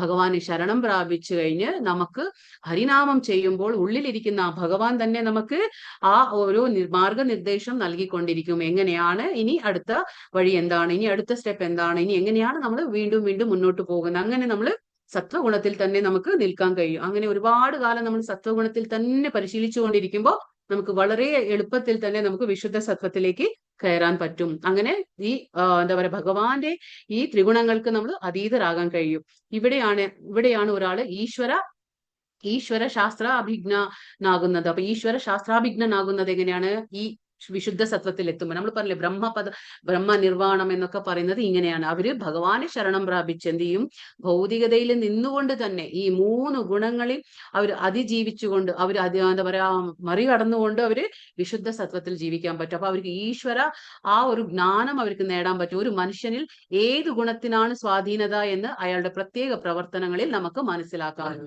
അപ്പൊ നമ്മൾ പറഞ്ഞു 3 ഗുണങ്ങൾ അല്ലെ, ഓരോ ലക്ഷണങ്ങളുണ്ട് ഓരോ ഗുണത്തിന്. അപ്പൊ നമുക്ക് സ്വയം തന്നെ നമുക്ക് വിലയിരുത്താം, നമുക്ക് നമ്മളെ തന്നെ മനസ്സിലാക്കാൻ പറ്റും ഞാൻ ഏത് ഗുണത്തിലാന്ന്. കാരണം എന്റെ ഒരു പ്രവർത്തനം എങ്ങനെ, എന്റെ ഒരു ആഹാര രീതി എങ്ങനെ, എന്റെ ആ ഒരു മറ്റുള്ളവരായിട്ടുള്ള ആ ഇടപെടൽ എങ്ങനെ, അങ്ങനെയൊക്കെ കാണുമ്പോൾ നമുക്ക് നമ്മുടെ ആ സ്വഭാവത്തിലൂടെ ആഹാര രീതികളിലൂടെ നമുക്ക് സ്പഷ്ടമായി തന്നെ പെരുമാറ്റത്തിലൂടെയൊക്കെ നമുക്ക് മനസ്സിലാക്കാൻ പറ്റും ആര് ഏത് ഗുണത്തിലാണ് എന്നുള്ളത് നമുക്ക് മനസ്സിലാക്കാൻ പറ്റും.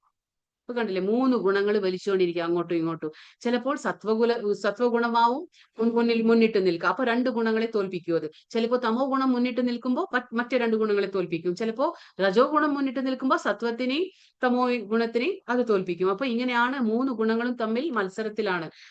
പക്ഷെ നമ്മൾ ഭഗവാന്റെ ഭക്തി ചെയ്യുമ്പോൾ, ഭക്തിയുടെ സേവനം അനുഷ്ഠിക്കുമ്പോൾ തനിയെ ഈ 3 ഗുണങ്ങളും ഒതുങ്ങിക്കൂടും. അതാണ് അതിന്റെ പ്രത്യേകത. നവദ്വാരേഷു ദേഹേസ്മിൻ പ്രകാശ നവ ഉപജായത്തെ ജ്ഞാനം യഥാ തഥാ വിദ്യാത് വിവൃദ്ധം സത്വമിത്യുത.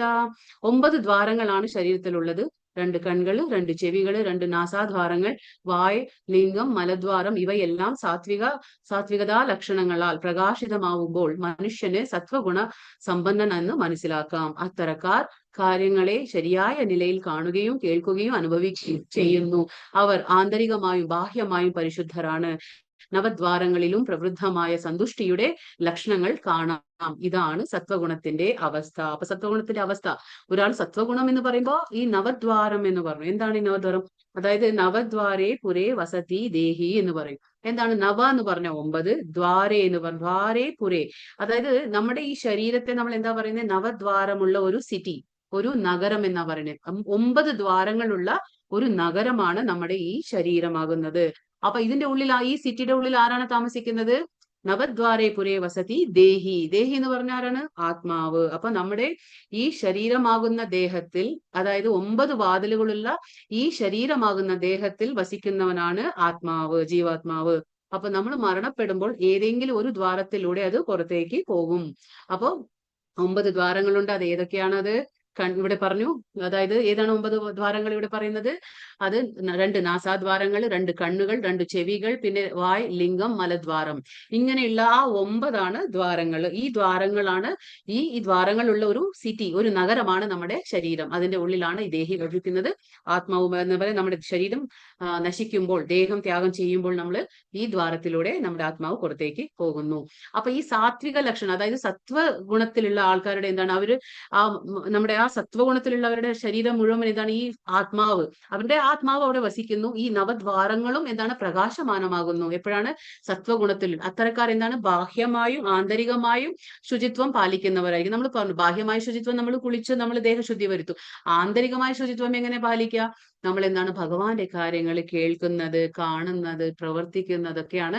അതാ പറയുന്നത്, ഈ കണ്ണും കാലും നാസാദ്വാരങ്ങളും ഇതൊക്കെ എങ്ങനെയാണ് ശുചിത്വം പാലിക്കുക? നമ്മൾ ഭഗവാന്റെ കാര്യങ്ങൾ ചെയ്യുമ്പോൾ അത് സ്വയം നമുക്ക് ഭഗവാൻ ആ രീതിയിൽ നമ്മളെ നയിച്ചു കൊണ്ടുപോകും, മുന്നോട്ട് കൊണ്ടുപോകും. അപ്പൊ നമുക്ക് എന്താണ്, ഭഗവാന്റെ കാര്യം കേൾക്കുന്നത് ഇഷ്ടപ്പെടും, ഭഗവാനെ കുറിച്ച് ഭഗവാന്റെ ദർശനം കിട്ടുന്നത് നമ്മൾ ആഗ്രഹിക്കും, ഭഗവാന്റെ എന്താ പറയുക, ഭഗവാന് വേണ്ടി നമ്മൾ പ്രവർത്തിക്കും, അനുഭവിക്കും. അപ്പൊ നമ്മൾ എല്ലാ ഈ 9 ദ്വാരത്തിലൂടെയും നമ്മൾ നമ്മുടെ ശരീരത്തിലൂടെ തന്നെ ആ പ്രകാശമാനം ആകുന്നതോടെ നമ്മൾ ഈ സുഖം അനുഭവിക്കും. നമ്മൾ ആ അനുഭവം, അതായത് എല്ലാം നമുക്ക് അനുഭവിക്കാൻ കഴിയും. അവർ ആന്തരികമായും ബാഹ്യമായും വിശുദ്ധരായി തീരും. അങ്ങനെ ആകുമ്പോഴെന്താണ്, ഈ സന്തുഷ്ടിയുടെ ലക്ഷണങ്ങൾ നമുക്ക് കാണാം. സത്വഗുണത്തിലുള്ള ഒരു വ്യക്തിയിൽ എന്താണ്, ആ സന്തുഷ്ടിയുടെ ലക്ഷണങ്ങൾ കാണാം. അവർ കൂടുതൽ വേണ്ടാത്തത് കാണില്ല, വേണ്ടാത്തത് കേൾക്കില്ല, അപ്പൊ വേണ്ടാത്ത പ്രവൃത്തിയിൽ അവർ ഏർപ്പെടില്ല. അപ്പൊ അവർക്ക് വേണ്ടത് എന്താണ്, ഭഗവാന്റെ കാര്യങ്ങൾ മാത്രം താല്പര്യത്തിൽ നമ്മൾ ചെയ്യുമ്പോൾ സത്വഗുണത്തിലാണ് നമ്മൾ. അപ്പൊ അങ്ങനെയാണ് നവദ്വാരങ്ങളും ശുദ്ധീകരിക്കപ്പെടാണെന്ന് പറയാണ്. പിന്നെ ഇവിടെ രജോ ഗുണം വർദ്ധിക്കുമ്പോൾ എന്താ സംഭവിക്കുക? ഇപ്പൊ രജോ ഗുണം, സത്വഗുണം കഴിഞ്ഞു, ഇപ്പൊ രജോ ഗുണം വർദ്ധിക്കുമ്പോൾ എന്താ സംഭവിക്കുക?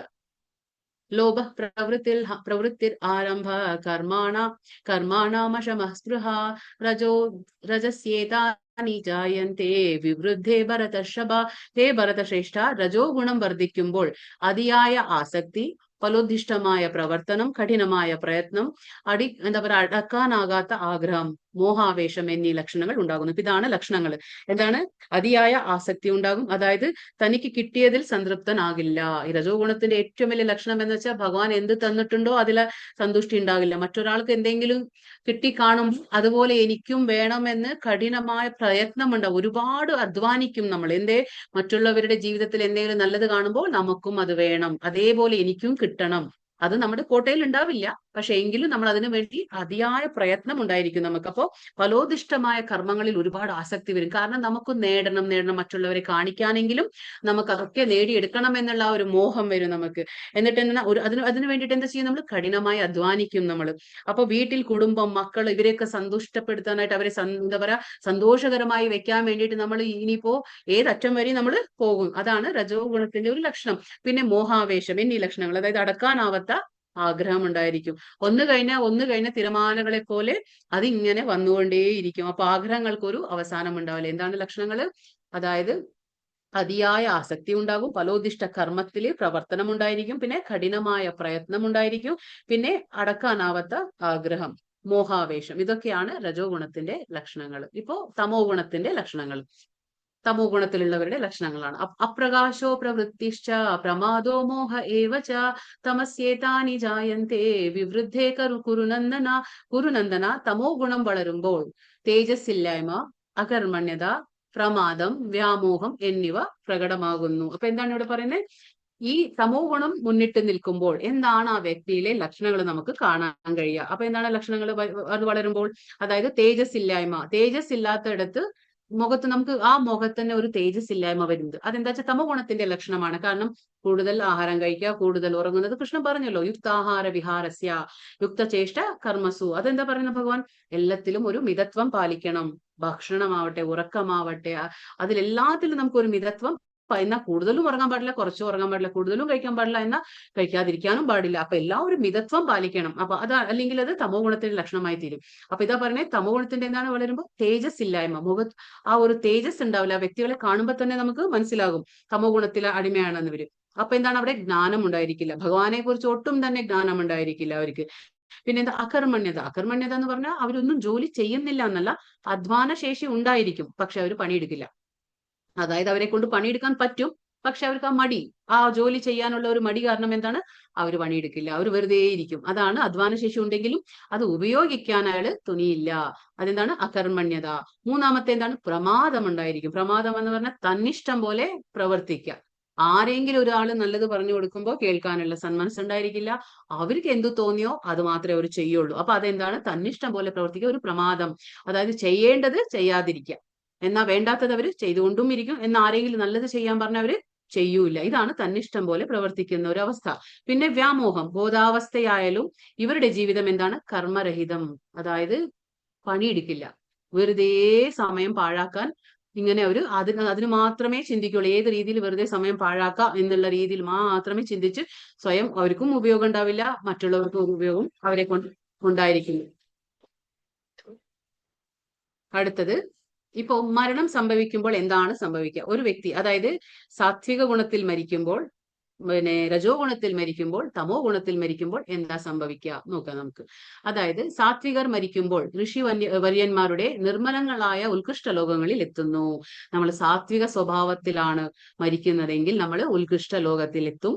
രജോ ഗുണത്തിൽ മരിക്കുമ്പോൾ എന്താ സംഭവിക്കുക? രജോ ഗുണത്തോടെയാണ് നമ്മൾ മരിക്കുന്നതെങ്കിൽ ഫലം ഉദ്ദേശിച്ച് കർമ്മങ്ങൾ ചെയ്യുന്നവർക്കിടയിൽ നമ്മൾ ജനിക്കുക, അതായത് ഭൂമിയിൽ. അതായത് നമ്മൾ ഉദ്ദേശിച്ച, അപ്പൊ നമുക്കറിയാം നമ്മൾ മരിക്കുമ്പോൾ എന്താണ്, നമുക്ക് ഒരു രജോ ഗുണത്തിലാണ് നമ്മൾ മരിക്കുന്നതെങ്കിൽ ഒരുപാട് ആഗ്രഹങ്ങളും വ്യാമോഹങ്ങളും ഒക്കെ വെച്ച് നമ്മൾ പുലർത്തി നമ്മൾ അങ്ങനെ മരണം സംഭവിക്കുകയാണെങ്കിൽ നമ്മൾ വീണ്ടും എവിടെ ജനിക്കുക? അങ്ങനെ ഫലോദ്ദിഷ്ട കർമ്മങ്ങൾ ചെയ്യുന്ന കുടുംബത്തിൽ ചെന്ന് നമ്മൾ ജനിക്കും. കാരണം നമ്മുടെ ആഗ്രഹങ്ങൾ അതായിരുന്നല്ലോ, ഒരുപാട് നേടണം, ഒരുപാട് ആഗ്രഹങ്ങൾ അടക്കാനാവാത്ത ആഗ്രഹങ്ങൾ ഉണ്ടാവും. അപ്പൊ അത് തീരാതെ നമ്മൾ മരിക്കുകയാണെങ്കിൽ അങ്ങനെയുള്ള കുടുംബത്തിൽ നമ്മൾ വീണ്ടും പോയി ജനിക്കുകയാണ്. പിന്നെ തമോ ഗുണത്തോടെ മരിക്കുകയാണെങ്കിൽ എന്താ സംഭവിക്കുക? മൃഗങ്ങളായിട്ടാണ് പിറക്കുക. അപ്പൊ നമ്മൾ തമോ ഗുണത്തിലാണ് എന്ന് വെച്ചാൽ ഭഗവാൻ ഒരുപാട് ബുദ്ധിശക്തി തന്നു, ഒരുപാട് എന്താ പറയാ സമയം തന്നു, നമുക്ക് ഒരുപാട് ആരോഗ്യനില തന്നു, എല്ലാം ഉണ്ടായിട്ടും നമ്മൾ അകർമ്മണ്യത, അതായത് ചെയ്യാൻ കഴിവുണ്ട് പക്ഷെ നമ്മൾ ജോലി ചെയ്യില്ല, നമ്മൾ വെറുതെ ഇരിക്കുക, മടിയായിട്ടിരിക്കുക, ഉറങ്ങുക, അലസത, ഇതൊക്കെ കാണിക്കുകയാണെങ്കിൽ ഭഗവാൻ നമ്മളെ മൃഗങ്ങളാക്കി വെക്കും. കാരണം എന്താ വെച്ചാൽ ഒരു മൃഗമാവുമ്പോ, പക്ഷി മൃഗങ്ങളാവുമ്പോ അവർക്ക് ബുദ്ധിശക്തി എത്ര ഉണ്ടോ അത് മതി. അവർക്ക് ആഹാരം കഴിക്കണം, കിടന്നുറങ്ങണം, അവരെ പ്രൊട്ടക്ട് ചെയ്യണം, അവരെ പ്രതിരോധിക്കണം, ഇത്രയ്ക്ക് തന്നെ അവർക്ക് അറിയുള്ളൂ. അവർക്ക് ഒരുപാട് ഭഗവാനെ കുറിച്ച് മറ്റുള്ള ജ്ഞാനത്തെ നേടാനൊന്നും അവർക്ക് ആവശ്യമില്ല. അതുകൊണ്ട് ഭഗവാൻ വിചാരിക്കും, ഇത്രയും ബുദ്ധിശക്തി നിനക്ക് ഒരു മനുഷ്യ ശരീരത്തിൽ ഞാൻ തന്നിട്ടും നീ അത് ഉപയോഗിക്കുന്നില്ലെങ്കിൽ പിന്നെ ആവശ്യമില്ലല്ലോ, മനുഷ്യ ശരീരം ആവശ്യമില്ല. അപ്പൊ ഭഗവാൻ എന്ത് തീരുമാനിക്കും? അപ്പൊ നമുക്ക് അടുത്തത് ഒരു മൃഗത്തിന്റെ യോനിയാണ് തരുന്നത്, അല്ലെങ്കിൽ ഒരു പക്ഷിയുടെ യോനിയാണ് തരുന്നത്. കാരണം അവിടെ ബുദ്ധിശക്തിയുടെ ഉപയോഗം ഒരുപാടൊന്നും വേണ്ടല്ലോ, ആവശ്യമില്ല. കാരണം അത് ഉണ്ടായിട്ട് നമ്മൾ ഉപയോഗിക്കുന്നില്ലെങ്കിൽ അങ്ങനെയാണ് നമുക്ക് കിട്ടാൻ പോകുന്നത്. അപ്പൊ ഇവിടെ 3 ഗുണത്തിന്റെ ആ ഫലങ്ങൾ കാണിക്കുന്നത്. സൽക്കർമ്മത്തിന്റെ ഫലം വിശുദ്ധമാണ്. സൽക്കർമ്മത്തിന്റെ ഫലം എന്താണ്? വിശുദ്ധമാണ്. അത് നമുക്ക് സാത്വിക ഗുണത്തിൽ ആണെന്ന് പറയപ്പെടുന്നു. സൽക്കർമ്മങ്ങൾ ചെയ്യുമ്പോൾ നമുക്ക് എന്താണ്? സാത്വികമാണ്. അതിന്റെ ഫലങ്ങൾ വിശുദ്ധമായിരിക്കും, അത് സാത്വികമായിരിക്കും. ഇപ്പൊ നമുക്കൊരു അമ്പലം എന്തിനാ സൂചിപ്പിക്കുന്നത്? അത് സത്വഗുണത്തിലാണ്. അതായത് നമുക്ക് അവിടെ ചെല്ലുമ്പോൾ എന്താണ്? നമ്മൾക്ക് ഒരു മനഃശാന്തി കിട്ടും അല്ലെ? അമ്പലത്തിലേക്ക് ചെല്ലുമ്പോൾ നമുക്ക് നമ്മുടെ മനസ്സ് തനിയെ, നമുക്ക് എത്ര നമ്മുടെ ജീവിതത്തിൽ ദുഃഖമുണ്ടെങ്കിലും ഒരു നേരം അമ്പലത്തിൽ പോയി അവിടെ കുറച്ചു നേരം നമ്മൾ ചെലവഴിക്കുമ്പോൾ തന്നെ നമുക്കൊരു മനസ്സമാധാനം കിട്ടും, ഒരു ശാന്തി നേടാൻ പറ്റും നമ്മളെ കൊണ്ട്. അതെന്താണ് സംഭവം? അത് വിശുദ്ധമാണ്. അമ്പലം എന്ന് പറയുമ്പോൾ അത് വിശുദ്ധമായിട്ടുള്ള സ്ഥലമാണ്. സാത്വിക ഗുണത്തിന്റെ ഒരു എന്താ പറയാ, അതിനെ സൂചിപ്പിക്കുന്നതാണ് ഈ അമ്പലം. അതേപോലെ രജോ ഗുണത്തിൽ ചെയ്യുന്ന പ്രവൃത്തി എങ്ങനെയായിരിക്കും? അത് ദുഃഖമാകുന്നു. രജോ ഗുണത്തിൽ നമ്മൾ കർമ്മങ്ങൾ ചെയ്യുമ്പോൾ എന്താണ്? ദുഃഖമാകുന്നു. ഇപ്പൊ അതിന് ഉദാഹരണം, ഇപ്പോൾ ഒരു സിറ്റി എന്ന് പറയുമ്പോൾ സിറ്റി ലൈഫ് നമുക്കറിയാം. അവിടെ എന്താണ്?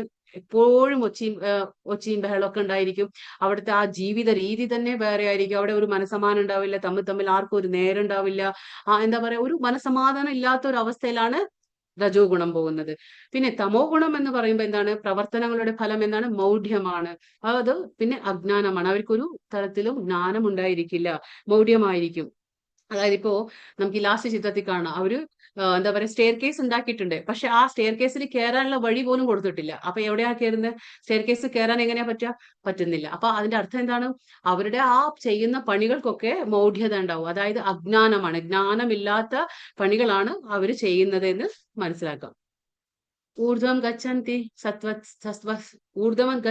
സത്വസ്ഥ മധ്യേ തിഷ്ഠന്തി രാജസാഹ ജഗന്യാഗുണ വൃത്തിം അധോ ഗച്ഛന്തി താമസാഹ. സാത്വിക സ്വഭാവികൾ ക്രമേണ ഉത്കൃഷ്ട ലോകങ്ങളിലേക്ക് ഉയരുന്നു. അപ്പൊ 3 ഗുണങ്ങളിലും ഉള്ള ആൾക്കാർ എവിടേക്കാണ് പോകുന്നത് മരിച്ചു കഴിഞ്ഞാൽ? അപ്പൊ 3 ഗുണത്തിൽ നമ്മൾ നേരത്തെ പറഞ്ഞു, മരിക്കുമ്പോൾ ഉത്കൃഷ്ട ലോകമായ സത്വഗുണക്കാർ എവിടെ പോകുന്നു? അപ്പോൾ പറയുന്നത് സാത്വിക സ്വഭാവികൾ ക്രമേണ ഉത്കൃഷ്ട ലോകങ്ങളിലേക്ക് ഉയരുന്നു. നമുക്കറിയാം ഊർധ്വം എന്ന് പറഞ്ഞ ഉത്കൃഷ്ട ലോകങ്ങൾ, അധോ ഗച്ഛന്തി പറഞ്ഞ അധോ ലോകം എന്ന് പറഞ്ഞാൽ അധമമായ ലോകങ്ങൾ. നമ്മൾ പറഞ്ഞില്ലേ, ആ ഭൂമിക്ക് താഴെയുള്ള 14 ലോകങ്ങളിൽ ഭൂമിക്ക് താഴെയുള്ള ലോകങ്ങളിലേക്ക് തമോ ഗുണക്കാർ പോകുന്നു. പിന്നെ ഭൂമിയിൽ നമ്മൾ സൽക്കർമ്മങ്ങൾ ചെയ്യുമ്പോൾ ഉത്കൃഷ്ട ലോകങ്ങളിലേക്ക് പോകുന്നു. പിന്നെ രജോ ഗുണത്തിൽ നിൽക്കുമ്പോൾ നമ്മൾ ഭൂമിയിൽ തന്നെ പിറക്കുന്നു. അതാണ് രാജസ പ്രകൃതിയുള്ള ആൾക്കാർ എന്താണ് ഭൂലോകങ്ങളിൽ ജീവിക്കുകയും ചെയ്യുന്നു. അതായത് കാരണം നമുക്ക് ആഗ്രഹങ്ങളുണ്ടല്ലോ, ഒരുപാട് തീരാത്ത അടക്കാനാവാത്ത മോഹങ്ങളും ആഗ്രഹങ്ങളും ഉള്ളപ്പോൾ ഭഗവാൻ എന്ത് ചെയ്യും? നമ്മൾ അങ്ങനെയുള്ള കുടുംബത്തിൽ തന്നെ വീണ്ടും ജനിപ്പിക്കുകയാണ് ചെയ്യുന്നത്. പക്ഷെ നീചമായ, അതായത് അജ്ഞാനം മൂലം നമ്മൾ ഒരുപാട് നീചമായ തമോ ഗുണത്തിന് അടിമപ്പെട്ടിട്ടുണ്ടെങ്കിൽ നമ്മൾ എന്താണ്? അപ്പൊ നമ്മൾ ഭഗവാൻ നരക ലോകങ്ങളിലേക്ക് നമ്മളെ അവരെന്ത് ചെയ്യും? നരകങ്ങളിലേക്ക് നിവദിക്കുകയും ചെയ്യുന്നു. നരക ലോകങ്ങളിലേക്കാണ് നമ്മൾ പോകുന്നത്. നമുക്കറിയാം അധമ ലോകങ്ങളുണ്ട്, അതിന്റെ താഴെയാണ് 28 നരക ലോകങ്ങളുണ്ട്. അപ്പൊ ആ ലോകങ്ങളിലേക്ക് ഭഗവാൻ നമ്മളെ അവിടെ എത്തിക്കും. അങ്ങനെയാണ് പറയുന്നത്. പിന്നെ ഒരുപാട് ഭഗവാന്റെ ഇഷ്ടം പോലെ, ഭഗവാന്റെ നിയമം പോലെ അങ്ങനെയാണ് നമുക്ക് വീണ്ടും ഒരു കർമ്മം ചെയ്യാനായിട്ടുള്ള ഒരു മനുഷ്യ ശരീരം കിട്ടണമെങ്കിൽ നമ്മൾ കാത്തിരിക്കണം. അത് എപ്പോഴാണെന്നൊന്നും നമുക്ക് പറയാൻ പറ്റില്ല. അതൊക്കെയാണ് ഭഗവാന്റെ ലീലകൾ. അങ്ങനെയാണ് പോകുന്നത്. ശരീര സംബന്ധികളായ ഈ 3 ഗുണങ്ങളെയും അതിക്രമിക്കാൻ സാധിച്ചാൽ ശരീരസ്ഥനായ ജീവന് ജനനം, മരണം, വാർദ്ധക്യം മുതലായ ക്ലേശങ്ങളിൽ നിന്ന് മുക്തനായി ഈ ജീവിതത്തിൽ തന്നെ അമൃതം ആസ്വദിക്കുക. അതായത് നമ്മൾ പറഞ്ഞു ജന്മ, മൃത്യു, ജരാവ്യാധി, ദുഃഖ, ദോഷാനുദർശനം. അപ്പൊ പറഞ്ഞു ജന്മം എന്ന് പറഞ്ഞാൽ ജനനം, മൃത്യു മരണം, പിന്നെ വാർദ്ധക്യം നമുക്ക് ആ ജര, പിന്നെ വ്യാധി, ഇതൊക്കെ എന്ന് വെച്ചാൽ അസുഖം. ഇങ്ങനെയൊക്കെ ഈ ഭവരോഗങ്ങൾ എന്ന് നമ്മൾ പറയും 4 കാര്യങ്ങൾ. അപ്പൊ ഈ 4 കാര്യങ്ങളിൽ നിന്ന് നമുക്കൊരു മുക്തി നേടി നമുക്ക് ഈ ഭൂമിയിൽ ഇരുന്നു കൊണ്ട് തന്നെ വളരെ സന്തുഷ്ടമായ ഒരു ജീവിതം നമുക്ക് എന്താ പറയാ കൈവരിക്കാം. അതായത് അപ്പോൾ നമുക്ക് എന്താണ് ചെയ്യുന്നത്? നമ്മുടെ ജീവിതത്തിൽ നമുക്ക് അമൃതം ആസ്വദിക്കുന്ന പോലെയാണ് അങ്ങനെയുള്ളത്. പക്ഷെ ഇതെങ്ങനെ സാധിക്കും? ഇത് ഒരു കൃഷ്ണാവബോധത്തിൽ നമ്മൾ പ്രവർത്തിക്കും. നമ്മൾ പറഞ്ഞു എല്ലാവരുടെയും ആഗ്രഹം എന്താണ്? എന്റെ ഫാമിലി, അതായത് എന്റെ കുടുംബത്തെ ഞാൻ സന്തോഷകരമായി വെക്കണം. എന്റെ കുടുംബത്തെ ഞാൻ എങ്ങനെ സന്തോഷകരമായി വെക്കാൻ പറ്റും? നമ്മൾ എന്ത് ചെയ്യും? അവർക്ക് എന്തെല്ലാം വാങ്ങിക്കൊടുക്കും, ആ സാധനങ്ങൾ എന്തൊക്കെ വാങ്ങിക്കൊടുത്താലും അങ്ങനെ നമുക്ക് ഒരാളെ തൃപ്തിപ്പെടുത്താൻ കഴിയില്ല. കാരണം ഒന്ന് കഴിഞ്ഞാൽ മറ്റൊരാഗ്രഹം വീണ്ടും പ്രകടിപ്പിക്കും എല്ലാവരും, ആരായാലും. അപ്പൊ നമുക്ക് ഒരു ആളെ നമ്മൾക്ക് എന്താ പറയുക, നമ്മുടെ കുടുംബത്തിലാവട്ടെ നമുക്ക് പരിപൂർണമായി നമുക്ക് എത്ര പണിയെടുത്താലും, ഒരു ഭാര്യ ആയിക്കോട്ടെ, ഒരു അച്ഛനെ അമ്മയെ നോക്കുമ്പോഴായിക്കോട്ടെ, ഒരു ഭർത്താവിനെയും മക്കളെയും നോക്കുമ്പോഴും നമുക്ക് അവരുടെ ഇഷ്ടത്തിനെല്ലാം നമ്മൾ ചെയ്തു കൊടുത്താലും വീണ്ടും എവിടേക്കോ ആഗ്രഹങ്ങൾ അവർക്കൊക്കെ ബാക്കിയുണ്ടാവും. അപ്പോഴും നമ്മൾ എല്ലാം പരിപൂർണമായിട്ട് നമുക്ക് സേവനം ചെയ്തു കൊടുത്താലും അവിടെ സന്തോഷകരമായിട്ട് നമ്മുടെ ജീവിതം ഉണ്ടായിക്കൊള്ളണമെന്നില്ല. അതുകൊണ്ടാണ് ഭഗവാൻ പറയുന്നത് നമുക്കൊരു സന്തോഷകരമായ ജീവിതം വേണമെങ്കിൽ നമ്മൾ എന്ത് ചെയ്യണം? നമ്മുടെ കുടുംബത്തിലെ എല്ലാവരും ചേർന്ന് ഒരുമിച്ച് ഭഗവാന്റെ ആ കൃഷ്ണന്റെ എന്താ പറയുക ഹരിനാമ ജപം ഒരുമിച്ച് ആ സങ്കീർത്തനം ചെയ്യുക, ആലാപനം ചെയ്യുക, പിന്നെ ഭഗവാന്റെ കീർത്തനങ്ങൾ ആലപിച്ചുകൊണ്ടിരിക്കുക, ഭഗവാന്റെ പ്രസാദം കഴിക്കുക, ഭഗവാന്റെ ആ വിഗ്രഹാരാധന, നമ്മൾ പറഞ്ഞ അർച്ചാവിഗ്രഹമായിട്ട് ഭഗവാൻ നമ്മുടെ മുന്നിൽ വരുന്നുണ്ട്. അപ്പൊ നമുക്ക് എല്ലാവരും ഒരുമിച്ച് ചേർന്ന് ഭഗവാനെ ആരാധിക്കുമ്പോൾ, പ്രാർത്ഥിക്കുമ്പോൾ അപ്പൊ എന്താ ചെയ്യുന്നത്? നമ്മൾ ആ കുടുംബം സ്വയം അത് തനിയെ നമ്മൾ സന്തോഷത്തിലേക്ക് അത് പോയിക്കൊണ്ടിരിക്കും. അപ്പൊ എന്താണ്? നമുക്ക് ഈ ജീവിതത്തിൽ, ഭൗതിക ജീവിതത്തിൽ തന്നെ നമുക്ക് അമൃതം ആസ്വദിക്കാൻ കഴിയും. ഇതാണ് ഒരു വഴിയുള്ളൂ. അല്ലാതെ നമ്മൾ വിചാരിച്ചുകൊണ്ട് നമുക്ക് നമ്മുടെ കുടുംബക്കാരെ എല്ലാം പ്രീതിപ്പെടുത്തി നമുക്ക് ഒരു സന്തോഷകരമായ ജീവിതം കൊണ്ടു നടക്കാം എന്ന് വിചാരിക്കുന്നത് ഒരു മിഥ്യാധാരണയാണ്. അത് നടക്കില്ല. കാരണം എല്ലാവർക്കും പല പല ആഗ്രഹങ്ങൾ ഉണ്ടാവും. എല്ലാവരുടെ ആഗ്രഹത്തിനനുസരിച്ച് നമുക്ക് പെരുമാറാൻ പറ്റില്ല. അപ്പൊ അതുകൊണ്ടാണ് പറയുന്നത് നമ്മൾ ഇതൊക്കെ കടമകൾ നിർവഹിക്കണം, വേണ്ടെന്നല്ല. പക്ഷെ അതിനോടൊപ്പം തന്നെ നമുക്ക് ഹരേ കൃഷ്ണ മന്ത്രവും ജപിച്ചുകൊണ്ടിരിക്കണം. എങ്കിൽ മാത്രമേ നമ്മുടെ ആത്മാവ് അതിനോടൊപ്പം തന്നെ അത് എന്താ പറയാ ഉത്കൃഷ്ടമായിട്ടത് വളരുള്ളൂ. അതുകൊണ്ട് അല്ലെങ്കിൽ നമ്മൾ അതിനെ പോഷിപ്പിക്കണം, അതിനെ നമ്മൾ നശിപ്പിക്കാൻ പാടില്ല, അതിനെ കൈവിടരുത്. നമ്മൾ ആത്മാവിനെ ശരീരം മാത്രം പോഷിപ്പിച്ചുകൊണ്ട് കാര്യവുമില്ല. അപ്പൊ നമുക്ക് എന്താണ്? അമൃതം ആസ്വദിക്കാൻ കഴിയും ഇങ്ങനെയൊക്കെ ചെയ്യുമ്പോൾ. ഈ ഭൂമിയിൽ ഇരുന്നു കൊണ്ട് 3 ഗുണങ്ങൾക്കും അതീതരായി നമുക്ക് ജീവിക്കാൻ കഴിയും. വേണ്ടുന്ന ജ്ഞാനവും വേണ്ടുന്ന ബുദ്ധിശക്തിയും എല്ലാം ഭഗവാൻ നമുക്ക് സ്വയം നൽകിക്കൊണ്ട് പോകുന്നു. ശ്രീ ഭഗവാനുവാച, അവിടെ ഇല്ല, ശ്ലോകം ഞാൻ വായിക്കാം. പ്രകാശം ച പ്രവൃത്തിം ച മോഹമേവ ച പാണ്ഡവാ ന ദൃഷ്ടി സംപ്രവൃത്താനി ന നിവൃത്താനി കാംക്ഷതി ഉദാസീനവദാസീനോ ഗുണൈര്യോ ന വിചാല്യത്തെ ഗുണാ വർത്തന്തെ ഇത്യേവം യോ അവതിഷ്ഠതി നേംഗത്തെ സമദുഃഖ സുഖസ്ഥ സമഗോഷ്ഠാശ്രമ ശ്മകാഞ്ചനഃ തുല്യപ്രിയാ പ്രിയോ ധീരസ്യ തുല്യനിന്ദാത്മസു സംസ്തുതിഃ മാനാപമാനയോസ്തുല്യമിത്രാരിപക്ഷയോഃ സർവാരംഭ പരിത്യാഗി ഗുണാതീത സ ഉച്യത്തെ. ഇവിടെ എന്താ ശ്രീ ഭഗവാൻ പറഞ്ഞു. അപ്പോ പ്രകാശത്തിന്റെയും ആസക്തിയുടെയോ എന്താ പറയുക വ്യാമോഹത്തിന്റെയോ സാന്നിധ്യത്തിൽ ആർക്ക് വെറുപ്പ് ഉണ്ടാകുന്നില്ലയോ, അവയുടെ എന്താ പറയുക അസാന്നിധ്യത്തിൽ അത് വേണമെന്ന ആഗ്രഹം ഉണ്ടാകുന്നില്ലയോ, രണ്ടാമത് പ്രകൃതി ഗുണങ്ങൾ ഉളവാകുന്ന എന്താ പറയുക പ്രതികരണങ്ങളിൽ ആര് പ്രക്ഷുബ്ധനാകാതിരിക്കുന്നുവോ ആ പ്രകൃതി ഗുണങ്ങളൊന്നും പ്രവർത്തനത്തിന് ഒതുങ്ങുന്നതായി പ്രവർത്തനാരഹിതങ്ങളായിരിക്കുന്നതോ മനസ്സിലാക്കി ഉദാസീനനും അവയ്ക്ക് അതീതനും ആയിരിക്കുന്നുവോ ആത്മനിഷ്ഠനായി സുഖദുഃഖങ്ങളെ തുല്യ നിലയിൽ കാണുന്നുവോ ആരുടെ ദൃഷ്ടിയിൽ മൺകട്ടയും കല്ലും പൊന്നും വ്യത്യസ്തമല്ലയോ, ആർക്ക് പ്രിയമായോ അപ്രിയമായോ യാതൊന്നും ഇല്ലയോ, ധീരനും പിന്നെ എന്താ പറയുക നിന്ദകളിലും സ്തുതികളിലും മാനത്തിലും അപമാനത്തിലും ഒക്കെ സമചിത്തനായിരിക്കോ, ശത്രുമിത്ര ഭേദമില്ലാത്തവനും നിരുദ്യമനുമായ ആ വ്യക്തിയെ ഗുണാതീതൻ എന്ന് പറയാം. അപ്പൊ ഇവിടെ അർജുനൻ ചോദ്യങ്ങൾ ചോദിക്കുകയാണ്. എന്താണ് ചോദിക്കുന്നത്? 3 ചോദ്യങ്ങൾ ചോദിക്കുന്നുണ്ട്. അതായത് ആദ്യം ചോദിക്കുകയാണ്, ഭൗതിക പ്രകൃതിയിലെ ഗുണങ്ങളെ അതിക്രമിച്ച ഒരു വ്യക്തിയുടെ ലക്ഷണങ്ങൾ എന്തൊക്കെയാണ്. രണ്ടാമത്തെ ചോദിക്കുന്നു, അതീന്ദ്രിയ അവസ്ഥയിലുള്ള ഒരു വ്യക്തിയുടെ പെരുമാറ്റങ്ങൾ എങ്ങനെയായിരിക്കും എന്നതാണ്. അത് അടുത്ത ചോദ്യം. മൂന്നാമത്തെ ചോദ്യം, ആത്മാവെന്ന നിലയിൽ ജീവൻ അവയിൽ നിന്നൊഴിഞ്ഞ് നിൽക്കുന്നു, ഇതെങ്ങനെ കഴിയുന്നു. അപ്പൊ ആത്മാവ് നമ്മുടെ ഉള്ളിൽ തന്നെ, പക്ഷെ അതെങ്ങനെ ആ ബന്ധനത്തിൽ ഇല്ലാതെ ആത്മാവ് എന്താണ് അത് വേറിട്ട് നിൽക്കുകയാണ്. കാരണം നമുക്കറിയാം നമ്മുടെ ഈ പ്രവർത്തനങ്ങൾ നമ്മളല്ല ചെയ്യുന്നത്, അത് ഗുണങ്ങളാണ് നമ്മളെ കൊണ്ട് ചെയ്യിപ്പിക്കുന്നത്. അപ്പൊ വിചാരിക്കും ഞാനാ ചെയ്യുന്നത്, അല്ല, അത് ഗുണങ്ങളാണ് ചെയ്യിപ്പിക്കുന്നത്. അങ്ങനെയാണെങ്കിൽ നമ്മൾ വിചാരിക്കുന്നതെല്ലാം സംഭവിക്കില്ലേ നമ്മൾ ചെയ്യണമെങ്കിൽ? അതല്ല, അത് നമ്മൾ ആഗ്രഹിക്കുന്നു, പക്ഷേ എന്താ പറയാ പ്രകൃതിയുടെ ആ ഗുണങ്ങൾ നമ്മളെ കൊണ്ട് അത് ചെയ്യിപ്പിക്കുകയാണ്. അത് എപ്പോ ചെയ്യും? ഭഗവാന്റെ ആജ്ഞാനുസരണം. ഭഗവാനല്ലേ മയാധ്യക്ഷേണ പ്രകൃതി, എന്റെ ഒരു ആ ആജ്ഞ അനുസരണമാണ് പ്രകൃതി അത് നടത്തി കൊടുക്കുക. ഭഗവാൻ വേണ്ട എന്ന് പറഞ്ഞാൽ അത് നടത്തി കൊടുക്കില്ല. അങ്ങനെയാണ്. അതുകൊണ്ടാണ് നമ്മൾ ആഗ്രഹിക്കുന്നതെല്ലാം നമുക്ക് സംഭവിക്കില്ല നമ്മുടെ ജീവിതത്തിൽ. അപ്പൊ ഈ 3 ചോദ്യങ്ങൾ അർജുനൻ ചോദിക്കുകയാണ്. അതായത് ഭൗതിക പ്രകൃതിയുടെ ഗുണങ്ങളെ അതിക്രമിച്ച വ്യക്തിക്ക് എന്തൊക്കെ ലക്ഷണങ്ങൾ ഉണ്ടായിരിക്കും, പിന്നെ ആത്മാവ് എന്ന നിലയിൽ അത് ജീവനിൽ നിന്ന് ഒഴിഞ്ഞു നിന്ന് അത് എങ്ങനെയാണ് നിൽക്കാൻ കഴിയുന്നത് ആത്മാവിനെ, പിന്നെ അതീന്ദ്രിയ അവസ്ഥയിലുള്ള ഒരു വ്യക്തിക്ക് പെരുമാറ്റം എങ്ങനെയായിരിക്കും. അപ്പൊ അതിന് ഭഗവാൻ എന്താ ഉത്തരം നൽകുന്നത്? അതായത് പ്രകാശത്തിന്റെയോ ആസക്തിയുടെയോ വ്യാമോഹത്തിന്റെയോ സാന്നിധ്യത്തിൽ വെറുപ്പും അസാന്നിധ്യത്തിൽ ആഗ്രഹവും ഉണ്ടാവില്ല. അതായത് നമുക്ക് അതിന്റെ സാന്നിധ്യം ഉണ്ടാവുമ്പോൾ അതിനോട് വലിയൊരു ആഗ്രഹവും ഉണ്ടാവില്ല, എന്നാൽ അത് കിട്ടാതിരിക്കുമ്പോൾ നമുക്ക് അതിനോടൊരു ആസക്തിയും ഉണ്ടായിരിക്കില്ല. പിന്നെ ഭൗതിക പ്രപഞ്ചം ഉണ്ടാക്കുന്ന പ്രതികരണങ്ങളിൽ പ്രക്ഷുബ്ധനാകാതിരിക്കുക. അപ്പൊ നമുക്കറിയാം ഒരുപാട് പ്രതികരണം. നമ്മളിപ്പോ ഓരോ കർമ്മം ചെയ്യുമ്പോൾ അതിനൊക്കെ ഒരു പ്രതിപ്രവർത്തനങ്ങളുണ്ട്. അപ്പൊ നമ്മൾ എന്ത് ചെയ്താലും പ്രതിപ്രവർത്തനങ്ങൾ വരും. അത് ദുഃഖമാണോ സുഖമോ നമുക്കറിയില്ല. കാരണം നമ്മൾ മുൻജന്മത്തിൽ എന്തൊക്കെയാണ് കർമ്മങ്ങൾ ചെയ്തിട്ടുള്ളത് നമുക്കറിയില്ല. അപ്പൊ അതിന്റെ ആ പ്രതിപ്രവർത്തനങ്ങൾ നമുക്ക് ചിലപ്പോൾ ഈ ജന്മത്തിലായിരിക്കും കിട്ടുന്നത്. അപ്പൊ ഈ ജന്മത്തിൽ കിട്ടുമ്പോൾ നമുക്ക് തോന്നും നമ്മളിപ്പോ ഒന്നും ചെയ്തില്ലല്ലോ, എന്തിനാണ് എനിക്ക് ഈ ദുഃഖം വരുന്നതെന്ന്. അപ്പൊ അതൊക്കെ പ്രതിപ്രവർത്തനങ്ങളാണ്. അപ്പൊ അത് വരുമ്പോൾ നമ്മൾ എന്താണ് പ്രക്ഷുബ്ധനാകാതിരിക്കുക. നമ്മൾ ഭഗവാൻ പറഞ്ഞില്ലേ, താം സ്ഥിതിക്ഷസ്വ ഭാരത, അതായത് നമ്മൾ അതിനൊക്കെ സഹിക്കാൻ പഠിക്കണം. അങ്ങനെ അതൊക്കെയാണ് അവരുടെ ലക്ഷണങ്ങൾ പറഞ്ഞു കൊടുക്കണേ.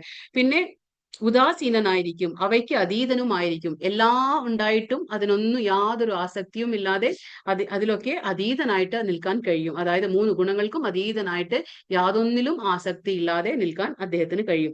ആത്മനിഷ്ഠനായി സുഖ ദുഃഖങ്ങളെ തുല്യ നിലയിൽ കാണാൻ കഴിയും. അത് രണ്ടും, സുഖം വരുമ്പോഴും ഒരേ മാനസികാവസ്ഥ, ദുഃഖം വരുമ്പോഴും ഒരേ മാനസികാവസ്ഥയിൽ രണ്ടിനെ കാണാൻ കഴിയും. പിന്നെ ആരുടെ ദൃഷ്ടിയിൽ മൺകട്ടയും കല്ലും പൊന്നും വ്യത്യസ്തമല്ലയോ. ഇപ്പൊ നമുക്കൊക്കെ അത് വേർതിരിച്ചറിയാൻ പറ്റും. കാരണം നമുക്കറിയാം എന്താ പറയാ പൊന്നെന്ന് പറയുമ്പോൾ അതിന് എത്രമാത്രം മൂല്യമുള്ളതാന്ന് നമുക്കറിയാം. മണ്ണ് എന്താണ്, കല്ല് എന്താ, നമുക്ക് എല്ലാം വ്യത്യാസം അറിയാം. പക്ഷെ ഈ ഒരു എന്താ പറയാ ഗുണങ്ങൾക്ക് അതീതനായ വ്യക്തിക്ക് അവരുടെ മുന്നിൽ എത്ര പൊന്നു കൊണ്ടുപോയിട്ടാലും അവർക്ക് അത് കല്ലായിട്ടോ ഒരു മണ്ണായിട്ടോ തന്നെ അവർ കണക്കാക്കുള്ളൂ. അവർക്ക് അതിൽ യാതൊരു പ്രസക്തിയും അവർക്ക് ഉണ്ടാവില്ല. അത് അവർ വേർതിരിച്ചറിയുന്നില്ല. മീൻസ് എന്ന് വെച്ചാൽ അവർക്ക് അത്രയേ ഉള്ളൂ പ്രസക്തി. ആ കല്ലാവട്ടെ മണ്ണാവട്ടെ പൊന്നു പോലും എല്ലാം ഒരേ രീതിയിൽ അവർ കാണുന്നു. അങ്ങനെയുള്ളവനായിരിക്കും എന്താ പറയാ ഗുണാതീതൻ. അങ്ങനെയാണ് ആ ഗുണാതീതന്റെ ലക്ഷണങ്ങൾ വരുന്നത്. പിന്നെ ആർക്ക് എന്താ പറയാ പ്രിയമോ അപ്രിയമോ ഇല്ല. അതായത് നമ്മൾ പറയില്ലേ ഇഷ്ടാനിഷ്ടങ്ങൾ, എനിക്ക് ഇത് ഇഷ്ടമാണ്, എനിക്ക് ഇത് ഇഷ്ടമല്ല, അങ്ങനെയൊന്നുമില്ല. അവർക്ക് എല്ലാം ഒരുപോലെ. എനിക്ക് ഇഷ്ടങ്ങളെന്നും ഇല്ല, പിന്നെ പ്രിയമെന്നുമില്ല, അപ്രിയമെന്നും അവർക്ക് ഉണ്ടായിരിക്കില്ല. പിന്നെ യാതൊന്നും ഉണ്ടാവില്ല അവർക്ക്. ധീരനും നിന്ദകളിൽ, ഇപ്പൊ അതായത് നമ്മളെ ഒരാൾ നമ്മളെ നിന്ദിക്കുമ്പോൾ നമുക്കത് ദുഃഖം തോന്നാം, നമ്മളെ ഒരാൾ പുകഴ്ത്തുമ്പോൾ നമുക്കതിൽ സന്തോഷം കാണാം, അങ്ങനെയൊന്നും അവർക്ക് ഉണ്ടാവില്ല. ആ എന്താ പറയാ സ്ഥിതി എന്താ പറയാ സ്തുതിർ നിന്ദ, അതായത് സ്തുതി ചെയ്യുമ്പോഴും നമ്മളെ നിന്ദിക്കുമ്പോഴും നമുക്ക് ഒരേ അവസ്ഥ. നമുക്കതിൽ യാതൊരു മാറ്റവും നമ്മുടെ ഉള്ളിൽ നമുക്ക് ഒരു മാറ്റവും നമുക്ക് സംഭവിക്കുന്നില്ല. പിന്നെ നമ്മളെ ഒരാൾ മാനിച്ചാലും അപമാനിച്ചാലും നമുക്ക് യാതൊരു നഷ്ടവും ലാഭവും അതിൽ ഉണ്ടായിരിക്കില്ല. നമ്മളെ എന്താ പറയാ മാന, അതായത് നമ്മളെ ഒരാൾ ബഹുമാനിക്കണമെന്ന് നമ്മൾ പ്രതീക്ഷിക്കുന്നില്ല. നമ്മളെ ഒരു അപമാനിച്ചാലും നമുക്ക് വിരോധമില്ല. കാരണം നമ്മൾ ഈ ശരീരമല്ല, നമ്മൾ ആത്മാവാണ്. അതുകൊണ്ട് ഇപ്പൊ നമ്മുടെ ശരീരത്തെ കുറിച്ച് ഒരാൾ നമ്മൾ എന്ത് പറഞ്ഞാലും നമുക്ക് അതിനെ കുറിച്ച് നമ്മൾ ബോധവാനായിരിക്കില്ല. അതാണ് പറയുന്നത്. പിന്നെ ശത്രു മിത്ര ഭേദമില്ലാത്തവർ, അവർക്ക് ഇത് എന്റെ ശത്രുവാണ്, ഇയാൾ എന്റെ മിത്രമാണ്, അയാൾ എന്റെ ശത്രുവാണ്, അങ്ങനെ ഒന്നുമേ ഉണ്ടാവില്ല. അവർക്ക് എന്താണ് എല്ലാവരും ഒന്ന്. കാരണം എന്താണ് അവർക്കറിയാം, അതാ പറയുന്നത് വിനയസമ്പന്നരായിരിക്കും, ഒരു പണ്ഡിതന്മാരായിരിക്കും. കാരണം എല്ലാവരിലും അവർക്ക് സമദൃഷ്ടി ഉണ്ടായിരിക്കും. അതായത് അവർക്കറിയാം എല്ലാവരിലും ആരാണ് വസിക്കുന്നത്, ഭഗവാൻ തന്നെയാണ് പരമാത്മാ രൂപത്തിൽ എല്ലാവരിലും വസിക്കുന്നുണ്ട്. അപ്പൊ അവർക്ക് ശത്രു മിത്രഭേദമൊന്നും അവർക്ക് ഉണ്ടായിരിക്കില്ല. പിന്നെ നിരുദ്യമനും നിരുദ്യം എന്ന് പറഞ്ഞാൽ ഒരു ജോലിയിലും ഭൗതികമായിട്ടുള്ള ഒരു ജോലിയും അവർ അങ്ങനെ ഒരുപാട് ആസക്തി കാണിക്കില്ല. എങ്കിൽ കാണിക്കും ഏത് ജോലിയിലാണ്, അതായത് കൃഷ്ണാവബോധത്തിൽ. അവർക്ക് ഭഗവാന്റെ കാര്യങ്ങളിൽ വളരെയധികം ആസക്തി ഉണ്ടായിരിക്കും. അവർക്ക് ഭൗതികമായിട്ടുള്ള കാര്യങ്ങളിൽ അവർ ആസക്തി കാണില്ല. അതാണ് പറയുന്നത് നിരുദ്യമനും. അപ്പൊ കൃഷ്ണാബോധത്തിൽ അവർ പ്രവർത്തിക്കും തീർച്ചയായിട്ടും. കൃഷ്ണന് വേണ്ടി ഏത് ഉദ്യമവും അവർ ചെയ്തിരിക്കും. പക്ഷെ കൃഷ്ണന് വേണ്ടി അല്ലാതെ അവർ മറ്റുള്ള ഉദ്യമത്തിലൊന്നും അവർ ആസക്തി കാണിക്കുന്നില്ല. പിന്നെ അങ്ങനെയുള്ള വ്യക്തിയെ ഗുണാതീതൻ എന്ന് പറയും. ഇതൊക്കെയാണ് ഭഗവാൻ പറയുന്നത്. 3 ഗുണങ്ങൾക്കും അതീതനായ ഒരു വ്യക്തിയുടെ ലക്ഷണങ്ങളാണ് ഭഗവാൻ ഇപ്പൊ പറഞ്ഞു കൊടുത്തത്. ഇതൊക്കെയാണ്. അപ്പോ ഈ ശാരീരിക ബോധം ഉണ്ടായാൽ മനുഷ്യർ എന്താണ് ഇന്ദ്രിയ സുഖങ്ങൾക്ക് വേണ്ടി മാത്രം പ്രവർത്തിക്കും. അല്ലാത്തവൻ എന്താണ്, നമുക്ക് ഈ ശാരീരിക ബോധം വരുമ്പോഴാണ് നമ്മൾ ഇന്ദ്രിയ ഭോഗങ്ങൾക്ക് വേണ്ടി പ്രവർത്തിക്കുക. നമുക്കിപ്പോ നമ്മളൊരു ആത്മാവാണ്, നമ്മൾ എന്താ പറയുക അവിനാശിയായ ഒരു സനാതനനായ ആത്മാവ് നമ്മുടെ ഉള്ളിലുണ്ട്. അപ്പൊ നമ്മുടെ ഈ ശരീരം ദേഹം ത്യാഗം ചെയ്യുമ്പോൾ ശരീരം നഷ്ടപ്പെടും എന്നുള്ള ബോധം ഉണ്ടെങ്കിൽ നമ്മൾ ഈ ശരീരത്തിന് വേണ്ടി ഒന്നും പ്രവർത്തിക്കില്ല. ആവശ്യമില്ലാത്ത കാര്യങ്ങൾ നമ്മൾ ഇടപെടില്ല. നമുക്കപ്പോ ആ ഉള്ള സമയം എന്താണ് നമ്മൾ ചെയ്യുക, നമ്മൾ ഭഗവാന്റെ കാര്യങ്ങൾക്കാണ് നമ്മൾ സമയം കൊടുക്കുന്നത്. മാം ചയോ അവ്യഭിചാരേണ ഭക്തിയോഗേന സേവത്തെ സഗുണാൻ സമതീതൈതാൻ ബ്രഹ്മഭൂയായ കൽപ്പത്തെ. ഏത് പരിസ്ഥിതിയിലും പിഴയ്ക്കാതെ ഭക്തിപൂർവം ഭഗവത് സേവനത്തിൽ ഏർപ്പെടുന്നവർക്ക് വേഗത്തിൽ ഭൗതിക പ്രകൃതിയുടെ ത്രിഗുണങ്ങളെ അതിക്രമിച്ച് ബ്രഹ്മപദത്തിൽ എത്താം. അപ്പൊ ഇവിടെ എന്താ പറയുന്നത്, ഏതൊരു വ്യക്തിയാണോ ഏത് പരിതസ്ഥിതിയിലായാലും പിഴയ്ക്കാതെ നമുക്ക് എന്താണ് ഭക്തിപൂർവം ഭഗവത് സേവനത്തിൽ ആരാണോ ഏർപ്പെടുന്നത് അവർക്ക് എളുപ്പത്തിൽ. അതുകൊണ്ട് ഭഗവാൻ പറഞ്ഞേ മാമേവ പ്രപദ്യന്തെ മായാമേതാം തരന്തിത്തെ. ഭഗവാൻ പറഞ്ഞു എനിക്ക് ശരണം പ്രാപിക്കുക. ഭഗവാന് ശരണം പ്രാപിച്ചുകൊണ്ട് ഭഗവാന്റെ കാര്യങ്ങൾ ചെയ്യുമ്പോൾ മാത്രമാണ് നമുക്ക് ഈ 3 ഗുണങ്ങളിൽ നിന്ന് നമുക്ക് ഗുണാതീതരായിട്ട് നമുക്ക് എന്താ പറയാ ഗുണങ്ങളെയൊക്കെ അതിജീവിച്ചുകൊണ്ട് അല്ലെങ്കിൽ എന്താ പറയാ അങ്ങനെ ചെയ്യുമ്പോൾ നമുക്ക് ഗുണങ്ങളെ അതിജീവിച്ച് മറികടന്ന് നമുക്ക് ബ്രഹ്മപദത്തിൽ എത്താം. ബ്രഹ്മപദം എന്ന് പറഞ്ഞാൽ എന്താണ്, ഭഗവാന്റെ ആ ഗോലോകധാമം, ഭഗവാന്റെ ആ ഉന്നതമായ ഉത്കൃഷ്ടമായ ആ ലോകത്തേക്ക് നമുക്ക് എത്താൻ പറ്റും. ഇതൊക്കെ എങ്ങനെ സാധിക്കും, കൃഷ്ണാവബോധത്തിൽ നമ്മൾ പ്രവർത്തിക്കുമ്പോൾ അങ്ങനെയാണ് ഇത് സാധിക്കുകയുള്ളൂ. അതുകൊണ്ടാണ് നമ്മൾ എന്താ പറയാ ഭഗവാന്റെ ആ തിരുനാമജപം നമ്മൾ എപ്പോഴും ചെയ്തുകൊണ്ടിരിക്കണം. ഇതിവിടെ ഒരു കഥയാണ്. അതെന്താ കഥയെന്ന് പറഞ്ഞാല്, ഇപ്പൊ നമ്മൾ ഗുണങ്ങളുടെ ആണല്ലോ സംസാരിക്കുന്നത്, ത്രിഗുണങ്ങളെ കുറിച്ചാണ് നമ്മൾ പറയുന്നത്. അപ്പൊ നമുക്കറിയാം എന്താ പറയാ ഈ തമോ ഗുണം എന്ന് പറഞ്ഞ ഏറ്റവും താഴ്ന്ന ഗുണമാണ്. ആ താഴ്ന്ന ഗുണം അത് സത്വഗുണത്തിന്റെ നേരെ വിരുദ്ധമാണ് തമോ ഗുണം. അപ്പൊ ഈ ഒരു വ്യക്തി, ഈ ചിത്രത്തിൽ കാണുന്ന വ്യക്തി ആരാണ്, കാട്ടാളനാണ്. അതായത് പേര് രത്നാകർ എന്ന് പറയുന്ന ഒരു കാട്ടാളനാണ്. അപ്പൊ ഇദ്ദേഹം കാട്ടിൽ വസിക്കുമ്പോൾ ഇദ്ദേഹം ചെയ്തിരുന്ന ജോലി എന്ന് പറഞ്ഞാൽ തമോ ഗുണത്തിന്റെ ഒരു ഉദാഹരണമാണ് ഇദ്ദേഹം. അത്രയും അധികം തമോ ഗുണത്തിലായിരുന്നു ഇദ്ദേഹം. അപ്പൊ ഇദ്ദേഹത്തിന് ജോലി എന്ന കാട്ടിക്കൂടെ ആരെയിലൊക്കെ വന്ന് അവരെ പിടിച്ചു പറിക്കല്, അവരെ ഉപദ്രവിച്ച് അവരെ കയ്യിലുള്ളതെല്ലാം പിടിച്ചു വാങ്ങി അങ്ങനെ അവരെ ഉപദ്രവിച്ച് പറഞ്ഞു വിടുക, ഇങ്ങനെയൊക്കെയാണ് ഇദ്ദേഹം കാശുണ്ടാക്കിയിരുന്നത്. കാശുണ്ടാക്കിയിട്ട് ഇദ്ദേഹം എന്താ ചെയ്യുന്നത്, സ്വന്തം ഭാര്യയും മക്കളെയൊക്കെ നല്ലതുപോലെ പുലർത്തണം, അവർക്ക് എല്ലാം അവരെ ഒരുപാട് സന്തോഷകരമായിട്ട് വെക്കണം, എന്റെ കുടുംബത്തെ എപ്പോഴും എന്റെ ഭാര്യയും മക്കളും ഞാൻ സന്തോഷമായിട്ട് വെക്കണം എന്നൊക്കെ ചിന്തിച്ച് അദ്ദേഹം എന്താ ചെയ്യുക, എപ്പോഴും ഇങ്ങനെ എല്ലാം മറ്റുള്ളവരൊക്കെ ഉപദ്രവിച്ച് ഏത് എന്താ പറയാ അധമമായ എന്താ പറയാ കൃത്യം ചെയ്യാനും മടിക്കാത്ത ഒരാളായിരുന്നു രത്നാകർ. ഒരു പ്രാവശ്യം ആ കാട്ടിലേക്ക് ഇവിടെ ഒരു നാരദ മഹർഷി വരികയാണ്. ആ നാരദ മഹർഷി വരുമ്പോൾ അവരെ ആക്രമണം ചെയ്യാൻ പോവാണ്, അതായത് ആക്രമിക്കാൻ പോവാണ് ഇദ്ദേഹം രത്നാകർ.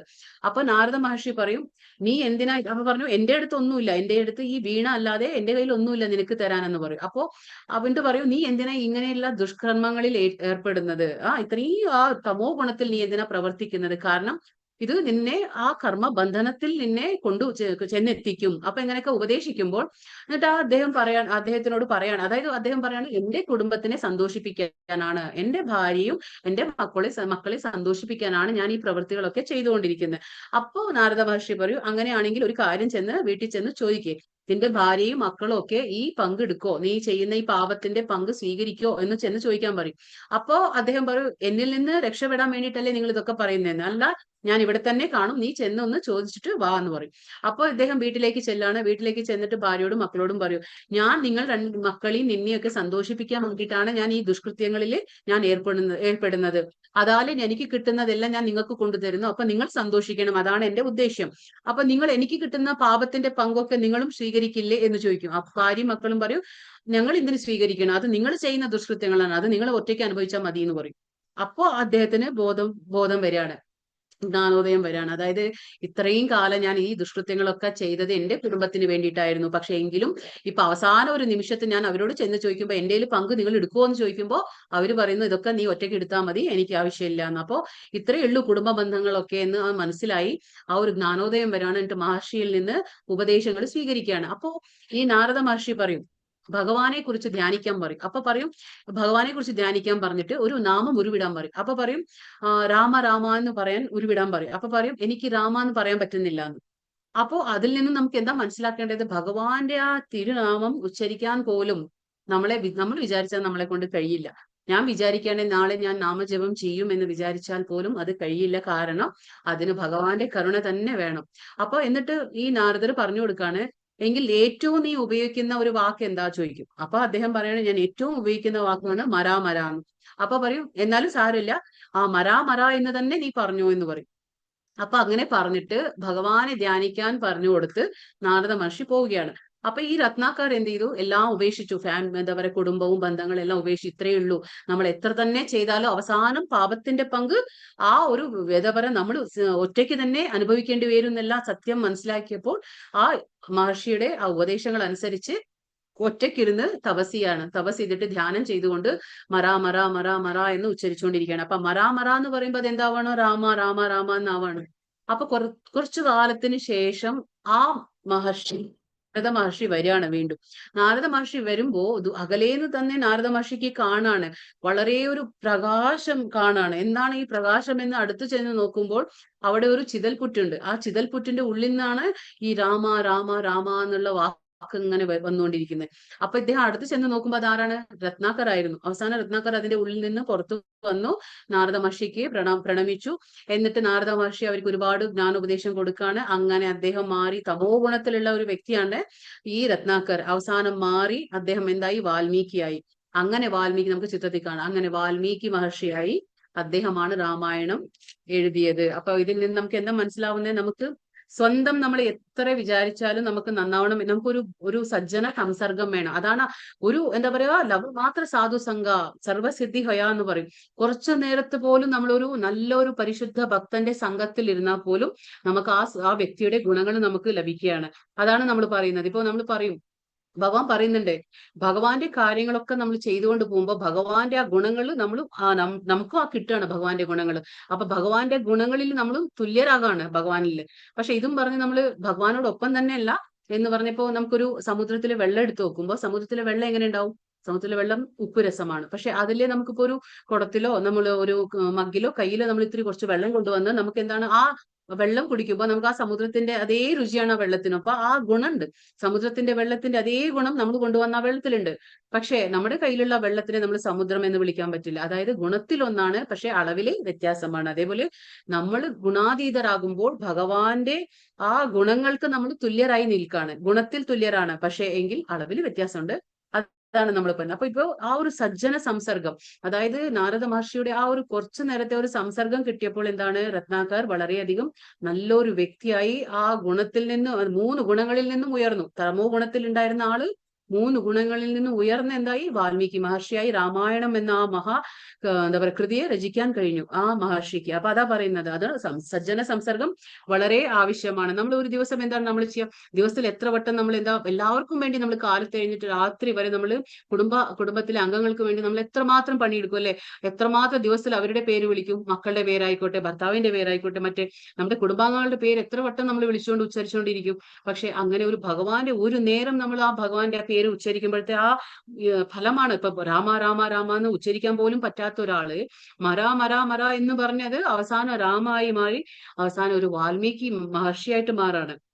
അപ്പൊ നമ്മൾ അറിഞ്ഞുകൊണ്ട് നമ്മൾ ഭഗവാന്റെ പേര് വിളിക്കുമ്പോഴത്തെ ആ ഒരു പുണ്യഫലം നമുക്ക് ഊഹിക്കാൻ പോലും കഴിയില്ല. ഭഗവാനെ നമ്മൾ മനസ്സിലാക്കിക്കൊണ്ട് അവന്റെ കാര്യങ്ങളൊക്കെ നമ്മൾ മനസ്സിലാക്കി എന്താ പറയാ ഹരേ കൃഷ്ണ കൃഷ്ണ കൃഷ്ണ ഹരേ ഹരേ ഹരേ രാമ രാമ രാമ ഹരേ ഹരേ എന്ന് പറയുമ്പോൾ നമുക്ക് അതിൽ നിന്ന് കിട്ടുന്ന ആ ഒരു എന്താ പറയാ അത് ഐഹികമായിട്ടുള്ള കാര്യങ്ങൾ, ഭൗതികമായിട്ട് ലാഭങ്ങളല്ല, ഐഹികമായിട്ടുള്ള കാര്യങ്ങൾ. കാരണം നമുക്ക് എന്താ നമ്മുടെ ആത്മാവിനെ നമ്മൾ രക്ഷപ്പെടുത്തണം. നമ്മുടെ ശരീരത്തെ അല്ല മുങ്ങിപ്പോകുന്ന ആ ഒരു ലൈഫ് ജാക്കറ്റ് നമ്മൾ രക്ഷപ്പെടുത്തിയിട്ട് കാര്യമില്ല, അതിന്റെ ഉള്ളിലുള്ള ആളെ രക്ഷപ്പെടുത്തണം. അതേപോലെ തന്നെ നമ്മൾ എന്താ ചെയ്യേണ്ടത്, നമ്മൾ രക്ഷപ്പെടുത്തേണ്ടത് ആരെയാണ്? ആത്മാവിനെ. കാരണം എന്താ വെച്ചാൽ നമ്മുടെ ഈ ശരീരം നഷ്ടപ്പെട്ടു പോയാല് ആത്മാവ് വീണ്ടും എന്താ പറയാ വേറൊരു ശരീരം കൈകൊള്ളും. അത് നമ്മുടെ കർമ്മം അനുസരിച്ച് നമ്മൾ പോകും. വീണ്ടും പന്നിയുടെ ശരീരമാണെങ്കിൽ നമ്മൾ പന്നിയുടെ ശരീരം സ്വീകരിക്കും അടുത്ത ജന്മം. പക്ഷെ നമുക്ക് മനസ്സിലാവില്ല, നമ്മൾ ആ ശരീരത്തിൽ സുഖിക്കും. അത് കഴിഞ്ഞാൽ നമ്മളൊരു എന്താ പറയാ ഒരു നായയാവും, നായയുടെ ശരീരത്തിൽ നമ്മൾ സുഖിക്കും. പക്ഷെ അതുകൊണ്ടാ പറഞ്ഞത് നമ്മൾ ആത്മാവിനെ രക്ഷപ്പെടുത്തണം. നമുക്ക് എപ്പോഴാണോ ഭഗവാന്റെ കാര്യങ്ങൾ കിട്ടി മനസ്സിലായി അപ്പൊ നമ്മുടെ ആത്മാവിനെ നമ്മൾ ഉയർത്തിയെടുക്കണം. നമ്മുടെ ആത്മാവിനെ നമ്മൾ 3 ഗുണങ്ങളിൽ നിന്നും മുകളിലേക്ക് ഉയർത്തിയെടുക്കണം. അതിനുള്ള ഒരു വഴി കൃഷ്ണാവബോധം തന്നെയാ, ഹരേ കൃഷ്ണ മന്ത്രം തന്നെയാ. ഇതൊക്കെ ചെയ്തു വരുമ്പോൾ നമുക്ക് നമ്മൾ അറിയാതെ തന്നെ നമ്മളിൽ ഒരുപാട് മാറ്റങ്ങൾ ഇപ്പൊ ഈ എന്താ പറയാ ഈ വ്യക്തിയിൽ തന്നെ നമ്മൾ കാണാം. ഇതിനാണ് ഈ കഥകളൊക്കെ നമുക്ക് എന്തിനാ പറഞ്ഞു തരുന്നതെന്ന് വെച്ചാല് നമുക്കതൊക്കെ ഒരു ഉദാഹരണമായി എടുത്ത് ഒരു പ്രേരണയായി എടുത്ത് നമ്മുടെ ജീവിതത്തിലും പല മാറ്റങ്ങളും നമുക്ക് കൊണ്ടുവരാൻ കഴിയും എന്നാണ് പറയുന്നത്. ഹരേ കൃഷ്ണ കൃഷ്ണ കൃഷ്ണ ഹരേ ഹരേ ഹരേ രാമ രാമ രാമ ഹരേ ഹരേ വാഞ്ചാകൽപതരുഭ്യശ്ച കൃപാ സിന്ധുഭ്യൈവ ച പതിതാനാം പാവനേഭ്യോ വൈഷ്ണവേഭ്യോ നമോ നമഃ. അനന്തകോടി വൈഷ്ണവവൃന്ദ കി ജയ്. ശ്രീല പ്രഭുപാദ് കി ജയ്. ശ്രീല ഗുരുദേവ് കി ജയ്. ഹരേ കൃഷ്ണ. ക്വസ്റ്റ്യൻസ് നോക്കാം നമുക്ക്.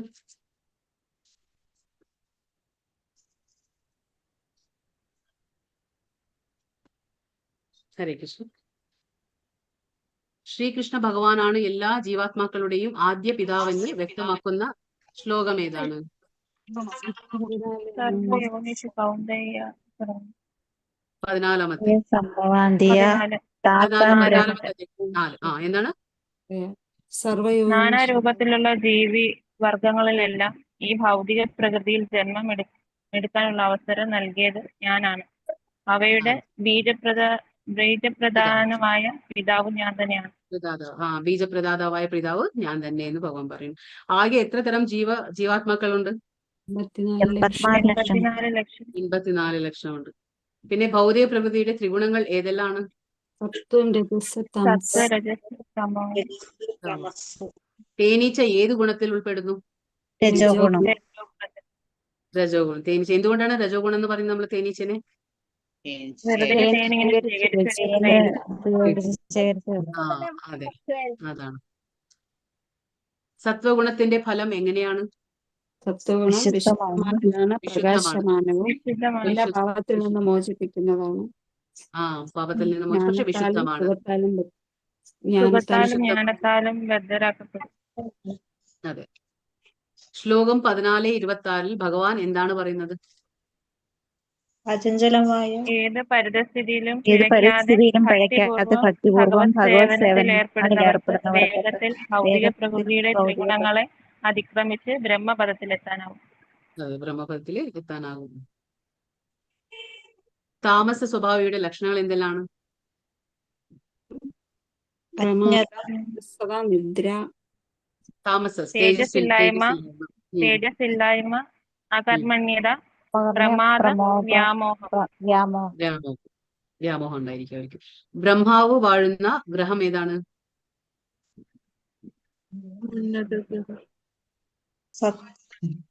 അതന്നെ ബ്രഹ്മലോകം. അതന്നെ ബ്രഹ്മലോകം എന്നും പറയും, സത്യലോകം എന്നും പറയും. സത്യലോകം. 14:1 ഭഗവാൻ പറയുന്നത് എന്തിനെ കുറിച്ചാണ്? 14:1 സൃഷ്ടികളെല്ലാം തികഞ്ഞ പരിപൂർണത നേടിയിട്ടുള്ളത് സർവോത്കൃഷ്ടമായ ആ പരമജ്ഞാനത്തെ പറ്റി ഞാൻ വീണ്ടും നിന്നോട് പറയാം. ഗുണങ്ങളൊക്കെ അതാണ് ഏതൊരു ജ്ഞാനം കൊണ്ട് ഋഷികളെല്ലാം പരിപൂർണതയിലേക്ക് എത്താൻ കഴിഞ്ഞോ ആ ഒരു ജ്ഞാനം ഞാൻ നിനക്ക് പറഞ്ഞു തരാമെന്ന് ഭഗവാൻ പറയാണ് അർജുനനോട്. ഹരേ കൃഷ്ണ, എല്ലാം മനസ്സിലായെന്ന് വിചാരിക്കുന്നു. ഹരേ കൃഷ്ണ, ഹരേ കൃഷ്ണ, ഹരേ കൃഷ്ണ, ഹരേ കൃഷ്ണ. എല്ലാവർക്കും പ്രണാമം. ഹരേ കൃഷ്ണ. ഹരേ കൃഷ്ണ, മാതാജി ഹരേ കൃഷ്ണ. ഹരേ കൃഷ്ണ.